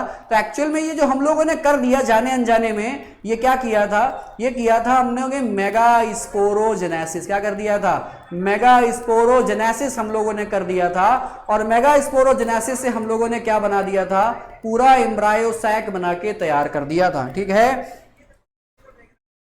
प्रदीप कुमार तिवारी कह रहे सर आपके पास ओवरी है क्या, नहीं बेटा अभी तक तो मेरे पास टेस्टिस हैं, ओवरी फिलहाल नहीं है, ठीक है। आपके हो तो चेक कर लेना एक बार, ठीक है। चलो भाई, तो मेगा स्पोरोजेनेसिस करके हम लोगों ने क्या बनाया, एम्ब्रायो सैक बनाया, क्लियर बात। चलो भाई आ जाते हैं, कहेंगे the process of formation of mega spore, क्या बनाया गया, हमने मेगा स्पोर बनाया। और मेगा स्पोर जब बना था तो मेगा स्पोर के डेवलपमेंट से ही हम लोगों ने क्या बना दिया था, जब मेगा स्पोर डेवलप किया था, डेवलपमेंट ऑफ मेगा स्पोर पढ़ेंगे तो क्या बना दिया था हम लोगों ने, एम्ब्रायो सैक बना दिया था। क्या बना दिया था, एम्ब्रायो सैक बना दिया था, क्लियर बात। तो कह रहे हैं कि ये जो बना एक्चुअल में ये मेगा स्पोर मदर सेल से बना, कहां से बना, मेगा स्पोर मदर सेल। और मेगा स्पोर मदर सेल हम लोगों ने डेवलप कराई थी कि जब ओव्यूल डेवलप हो रहा था तो उसकी एक हाइपोडर्मल सेल क्या हो गई थी, इनलार्ज हो गई थी, मेरिस्टेमेटिक हो गई थी, डिवाइड करने की टेंडेंसी आ गई थी। उसी सेल ने क्या बनाया था, मेगा स्पोर बना लिया था, है ना। मतलब मेगा स्पोर मदर सेल बनाई उसने, मेगा स्पोर मदर सेल में मियोसिस हुई, मियोसिस के बाद क्या बना, मेगा स्पोर, मेगा स्पोर में डेवलपमेंट हुआ उसके बाद क्या बन के तैयार हो गया, एम्ब्रायो सैक, क्लियर बात।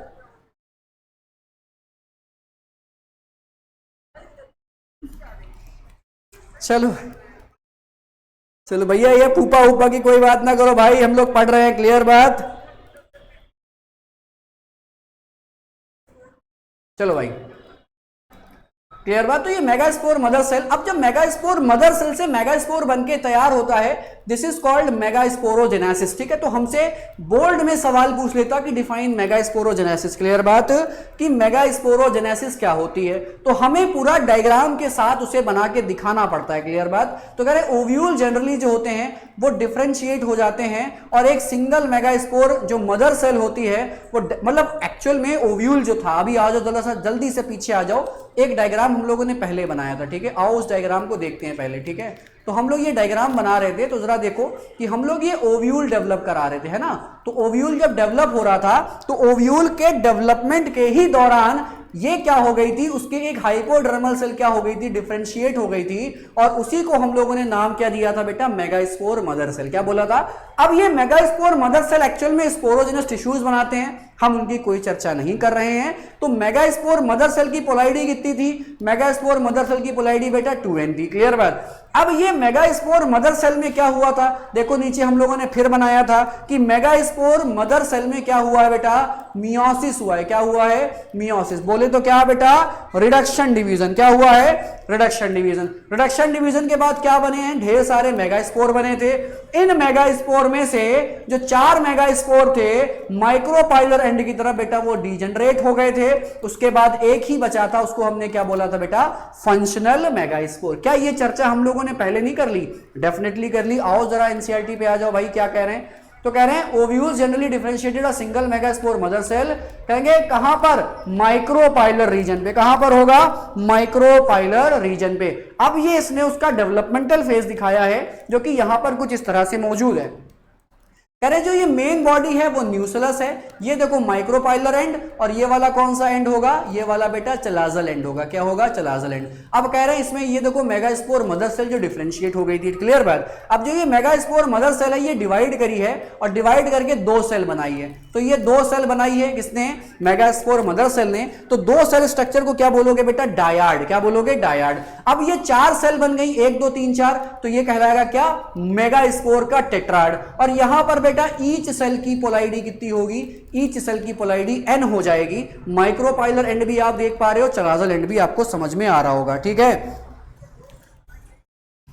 ठीक है, आ जाओ भाई। उसके अलावा आपने देखा था कि जो ये चारों मेगास्पोर बने थे उसमें से एक ही मेगास्पोर सर्वाइव करता है। अब जब सर्वाइव करेगा तो वो 2 न्यूक्लियस स्टेज में आएगा, 2 के बाद 4 में आएगा, 4 के बाद 8 में आएगा। अब 8 में आने के बाद जो माइक्रोपाइलर एंड है, ये माइक्रोपाइलर एंड है, उसकी तरफ क्या बनाएगा? सिनर्जिड और एग सेल बनाएगा। तो सिनर्जिड और एग जो इसने बनाया यही कहलाया बेटा क्या? Egg apparatus. क्या कहलाया? एग एपरेटस कहलाया। और जो इधर वाल चलाजल एंड था, ये जो चलाजल एंड आप देख पा रहे हो, तो चलाजल एंड की तरफ इसने क्या बनाया है? एंटीपोडल न्यूक्लियस से जो एंटीपोडल सेल्स बनाकर ऑर्गेनाइज हो जाते हैं। और बीच में क्या है? ये बेटा पोलर न्यूक्लियाई, और इस बड़ी सी सेल को हम लोग क्या नाम देंगे? Central cell. क्या दे देंगे?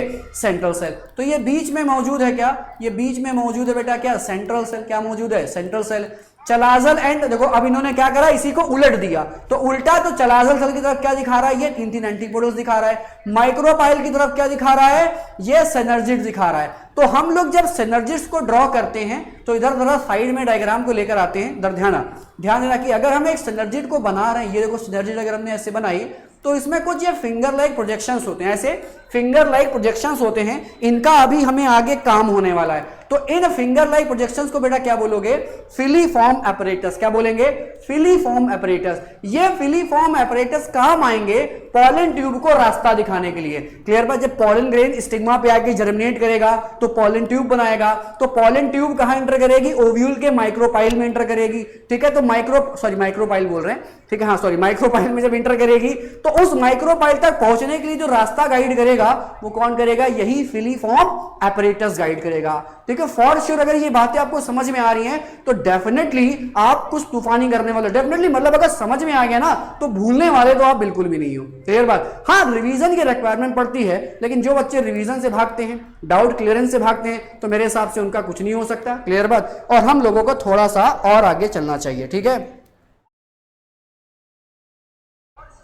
एंटीपोडल्स का क्या काम होता है बेटा? एंटीपोडल्स नरिशमेंट के लिए, जो वहां पर एग अभी डेवलप करेगा, जब वहां पर मेल गैमीट जब इंटर करेंगे या स्पर्म न्यूक्लियाई जब इंटर कर रहा होगा तो वो नरिशमेंट के काम आ जाएगा। कहां काम आ जाएगा? नरिशमेंट के काम आ जाएगा। लेकिन एक्चुअल में जो सिनर्जिड्स हैं, सिनर्जिड्स के पास फिलीफॉर्म एपरेटस है, ये पॉलन ट्यूब को रास्ता दिखाने के काम आ जाता है। क्लियर बात? चलो भाई आ जाओ जल्दी से, थोड़ा और आगे चलते हैं। तो ये डायग्राम की पूरी बात हो गई भाई। ठीक है, अब कह रहे हैं कि it is the large cell containing the dense cytoplasm and a prominent nucleus. ठीक है, तो कह रहे हैं जो मेगास्पोर मदर सेल होती है वो मियोसिस करेगी, और मियोसिस करने से क्या बन जाएंगे? 4 मेगास्पोर बन जाते हैं। क्लियर बात? अब ये चारों मेगास्पोर में से 3 क्या हो जाएंगे? डिजेनरेट हो जाएंगे, एक हमारे पास काम का बचेगा।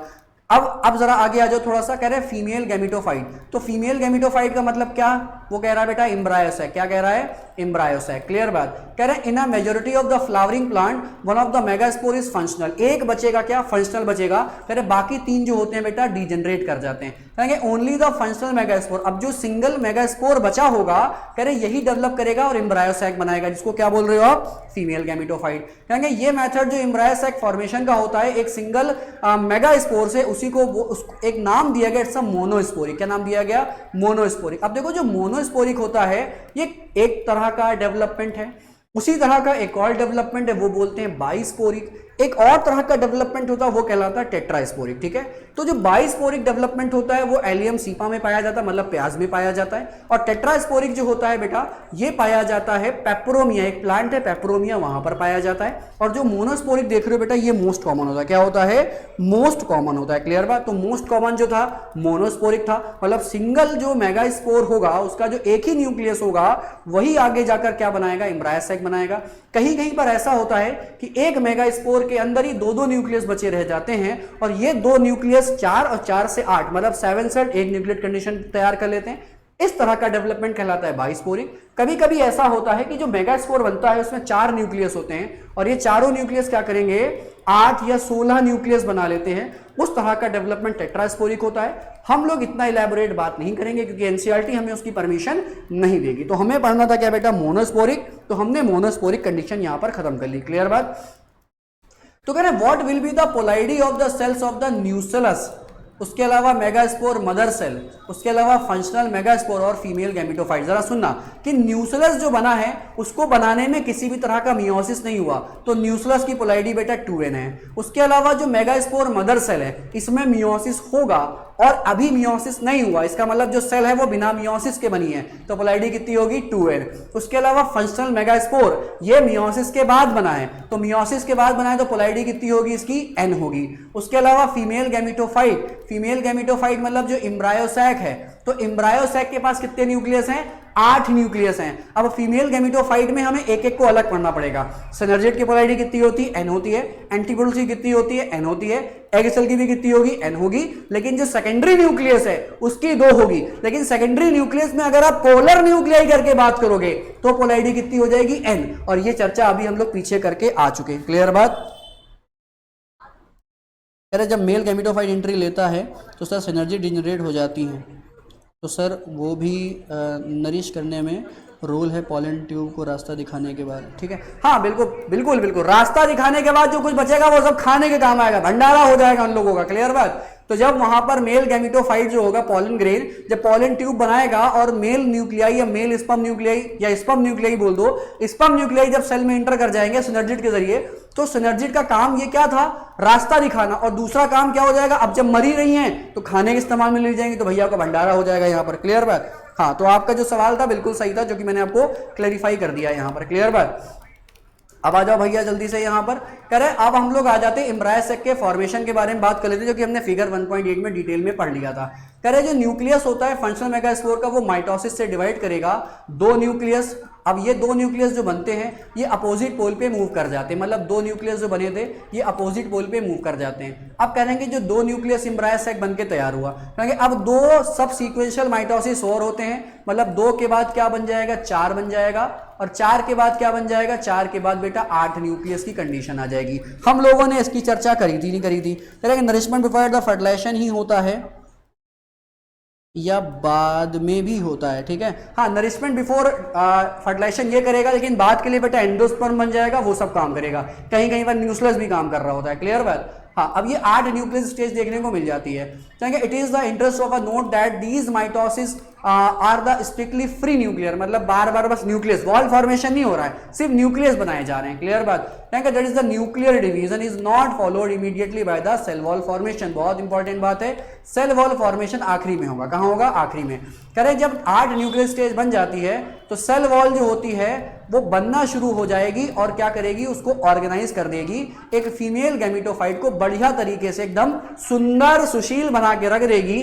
उसी को क्या बोलेंगे हम लोग बाद में? एम्ब्रायोसैक। कहेंगे observe that the distribution of cells inside the embryo sac. अब ये हमने पीछे डायग्राम में देख लिया, जो कि हमसे ऑब्जर्व करने को कह रहे थे, हमने ऑलरेडी पीछे डायग्राम पढ़ रखा है। क्लियर बात? क्लियर बात? चलो भाई कितनी देर और होगी बेटा? ये क्लास ओवर हो रही थी 11 बजे, सॉरी 10 बजे ओवर होनी थी, 10 से 10:30 हो गया है, बस आप लोगों की वजह से, ताकि टॉपिक पूरा क्लियर हो जाए। क्लियर बात? कह रहे से 6 से 8 न्यूक्लियस जो होते हैं वो सराउंड हो जाते हैं सेल वॉल से और ऑर्गेनाइज हो जाते हैं सेल में, जबकि रिमेनिंग जो 2 न्यूक्लियस, मतलब 8 न्यूक्लियस में से 6 न्यूक्लियस जो होते हैं वो सेल वॉल बना के अरेंज हो जाते हैं, लेकिन 2 न्यूक्लियस जो रहते हैं वो पोल्स रीजन में पड़े रहते हैं। उनको क्या बोलेंगे बेटा? पोलर न्यूक्लियाई, और हम लोग पहले ये चर्चा कर चुके। कहेंगे ये एग अपरेटस में पड़े रहते हैं ना, बिलो द एग अपरेटस, मतलब बिलो मतलब समझ गए ना, एग अपरेटस के ऊपर नीचे वाला। एक्चुअल में बिलो बोल रहा है तो बिलो का मतलब निचला हिस्से में होगा, क्योंकि एग अपरेटस आप ऐसा बना के देख रहे हो, ये एग अपरेटस आप ऐसा बना के देख रहे हो, तो ये यहां पर अरेंज हो जाते हैं। ठीक है, ये आप बना रहे हो क्या? सिनर्जिड्स और एंटीपोडल्स। तो ये आपने बनाई क्या? इधर वाला एंटीपोडल्स बना दिया आपने, ऊपर क्या बना दिया आपने? ऊपर वाला आपने एग अपरेटस बना दिया, और ये यहां पर ऑर्गेनाइज हो जाता है आकर। क्लियर? और ऑर्गेनाइज होने के बाद एक सेंट्रल सेल, मतलब जो बीच सेंट्रल सेल है, जो ये बीच वाली सेल है, इसको बोलेंगे क्या? आप इसको बोलेंगे सेंट्रल सेल। तो सेंट्रल सेल में क्या हो जाएगा? ऐसे ऑर्गेनाइज हो जाएगा। कहेंगे there is a characteristic distribution of the cells within the embryo sac. कहेंगे 3 सेल्स जो होती हैं वो आपस में ग्रुप हो जाती हैं, किधर वाल? माइक्रोपाइलर की तरफ, और उसमें से सब मिलके क्या बनाएंगी बेटा? एग अपरेटस बनाएंगी। ठीक है, क्या बनाएंगी? एग अपरेटस बनाएंगी। कहेंगे ये जो एग अपरेटस होता है in turn consist of the 2 synergids and 1 egg cell। Clear बात? जो एग अपरेटस था उसमें एक एग सेल होगी और 2 सिनर्जिड होगी। सिनर्जिड्स की पोलैरिटी कितनी होगी? n होगी। एग सेल की पोलैरिटी कितनी होगी? n होगी। डेफिनेटली ये मैंने पहले क्लियर कर दिया था आप लोगों को। कह रहे जो सिनर्जिड्स होती हैं उसके पास स्पेशल थिकनिंग पाई जाती है, और एक्चुअल में ये सेलुलर थिकनिंग है, फिंगर लाइक प्रोजेक्शंस होते हैं, जिनको आप बोलते हो क्या? इनको आप बोलते हो क्या? विलाई या फिलीफॉर्म अपरेटस। क्या बोलते हो?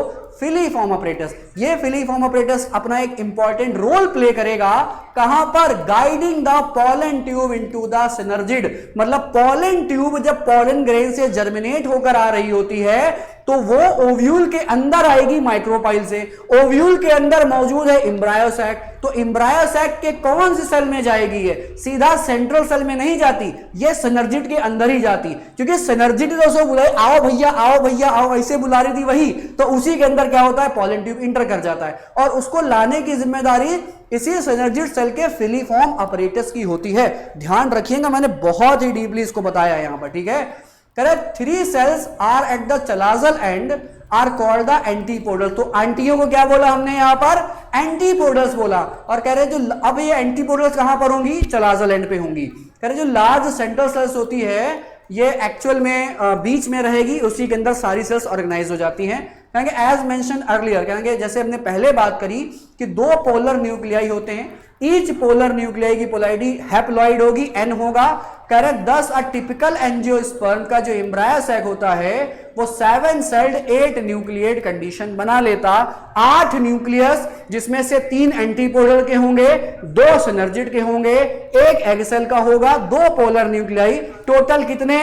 टोटल 8। और सेल कितनी ऑर्गेनाइज हो जाती हैं? सेल ऑर्गेनाइज हो जाती है बेटा 7, जिसमें से एक जो होती है एग सेल है, 2 सिनर्जिड्स हैं, 3 एंटीपोडल्स हैं और 1 सेंट्रल सेल हो जाती है। क्लियर बात? तो ये कहानी लगभग यहीं पे समाप्त हुई, क्योंकि हमारा जो अगला बिंदास सा टॉपिक है दैट्स कॉल्ड पॉलिनेशन। क्यों? क्योंकि हमने मेल गैमीट और फीमेल गैमीट बेटा बना के तैयार कर दिए हैं। मेल गैमीट फीमेल गैमीट बन के अगर तैयार हो गए हैं तो अब क्या करना है? इनको उठा के मंडप में ले जाना है। मतलब हमें उसके लिए क्या करना पड़ेगा बेटा? पॉलिनेशन करना पड़ेगा, ताकि ये मिलें और मिलने के बाद इस प्रोसेस को आगे बढ़ाएं, ताकि भविष्य में जो पेड़ का सपना था, सपना क्या था? सीड, ताकि वो सीड बन सके। क्या ये बात क्लियर हुई? सीड बनाना है हमको। क्या बनाना है? सीड। जरा देखो कि पेड़ का सपना क्या है? सीड बनना, और हम लोग उसी को बनाने वाले हैं। क्लियर बात? हमने पॉलन ग्रेन्स बना लिए हैं, हमने एम्ब्रायो सैक बना लिया, अंदर एग रखा हुआ है, अब सब कुछ तैयार है। बस हमको क्या करना है? स्वाहा करके इनको मिलवा देना है। मिलवाने के बाद प्रॉपर फर्टिलाइजेशन हो जाएगा। फर्टिलाइजेशन के बाद क्या बनेगा? जाइगोट बनेगा, एम्ब्रायो बनेगा, और सीड एक धमाका बन के तैयार हो जाएगा, जो कि एक पेड़ का सपना था। क्योंकि सीड फॉर्मेशन अगर नहीं हो रहा है तो जरा समझ रहे हो ना कि अगली जनरेशन कहां से आएगी? एडवांस वो भी जनरेशन है ना। आप वेजिटेटिव रिप्रोडक्शन से तो पौधे ला सकते हो, लेकिन सेक्सुअल रिप्रोडक्शन एक इतना बड़ा फिनोमिनन है कि पूरा साल 2-2 साल 4-4 साल 6-6 साल बर्बाद हो जाते हैं। जैसे स्ट्रोबिलंथस कुंथियाना है, वहां पर 12 साल में एक बार फ्लावरिंग होती है। मतलब पेड़ को सेक्सुअल रिप्रोडक्शन करने के लिए 12 साल रुकना पड़ेगा कि 12 साल के बाद अपना एक नया पौधा ला पाओगे बाय सेक्सुअल रिप्रोडक्शन। कितनी एडवांस बात है ना। वो पौधे जो हमें ना देख रहे हैं ना समझ रहे हैं, बट हम उनको देख रहे हैं समझ रहे हैं, लेकिन वो सेक्सुअल रिप्रोडक्शन भी कर रहे हैं, है ना। कितनी अच्छी बात है। और मैंने आपको ये बताया था कि सेक्सुअल रिप्रोडक्शन सबसे पहले जो बताया था कि पेड़ों में भी होता है, उनका नाम क्या था? रुडोल्फ कैम्यूरेरियस का नाम था, रुडोल्फ कैम्यूरेरियस। क्लियर बात? क्लियर बात। चलो भाई, तो आई होप ये हम लोगों ने आज अपनी रात काली करने की कोशिश करी थी। 1 घंटे की क्लास को हम लोगों ने 1.5 घंटा पहुंचा दिया। क्लियर बात। लेकिन अब हम लोग आपसे अलविदा चाहेंगे कि हम आपसे मिलेंगे नेक्स्ट टाइम, क्योंकि मुझे भी अपने घर पहुंचना होगा। ठीक है, चलो भाई, क्लियर बात। तो आपसे मिलते हैं हम लोग कल के दिन 9 बजे स्ट्रिक्टली हमारा लाइव स्टार्ट हो जाता है। 1-2 मिनट ऊपर नीचे हो जाता है, ठीक है, टेक्निकल ग्लिच अगर आ जाता है। ठीक है, चलो भाई, ठीक है। तो नेक्स्ट डे हम लोग मिलेंगे 9 बजे। और जिसने भी अभी तक टेलीग्राम चैनल ज्वाइन नहीं करा है, हमारे टेलीग्राम चैनल पे जुड़ जाइएगा, ताकि आपको टाइम टू टाइम बेटा नोटिफिकेशन मिलती रहे। अभी सिर्फ हम लोग बायोलॉजी पे लेके चल रहे हैं, देन डेफिनेटली हम लोग केमिस्ट्री को भी लेकर आएंगे। और जब केमिस्ट्री लेकर आएंगे तो एक धमाका होगा, धमाके की आवाज़, उसका शोर आप तक भी पहुंचने वाला है। बहुत सारी प्रिपरेशन है द स्कॉलर्स हब की तरफ से, और वो सब आप लोगों के लिए आने वाला है। जब तक ये यूट्यूब लाइव आपके लोगों के फ्री है, मौज करो, रातें काली करो। और इस रात काली में मौज करना का मतलब क्या होता है? ढंग से दिल लगाकर पढ़ाई करना, ताकि हमारा बोर्ड्स और हमारा नीट अच्छे से निकल जाए, ताकि हम भी अपने पेरेंट्स को क्या कर सकें? प्राउड फील करा सकें that we can do something, है ना। I think not do something, we can do anything. ठीक है, अगर सोच ले तो कुछ भी हम लोग कर सकते हैं। क्लियर बात। चलो भाई, चैनल को सब्सक्राइब भी कर लीजिएगा और बाकी लोग तक शेयर भी कर दीजिएगा। जो भी आपके कलीग्स हो, ग्रुप मेंबर्स हो, जो भी हो, जो भी बायोलॉजी पढ़ना चाहते हैं और केमिस्ट्री पढ़ना चाहते हैं, वो हमारे चैनल को सब्सक्राइब करें। और हम लोग आपसे मिलेंगे क्या बेटा? नेक्स्ट नाइट को, अगली रात को 9 बजे। Till then tata bye bye, good night to all of you बच्चा।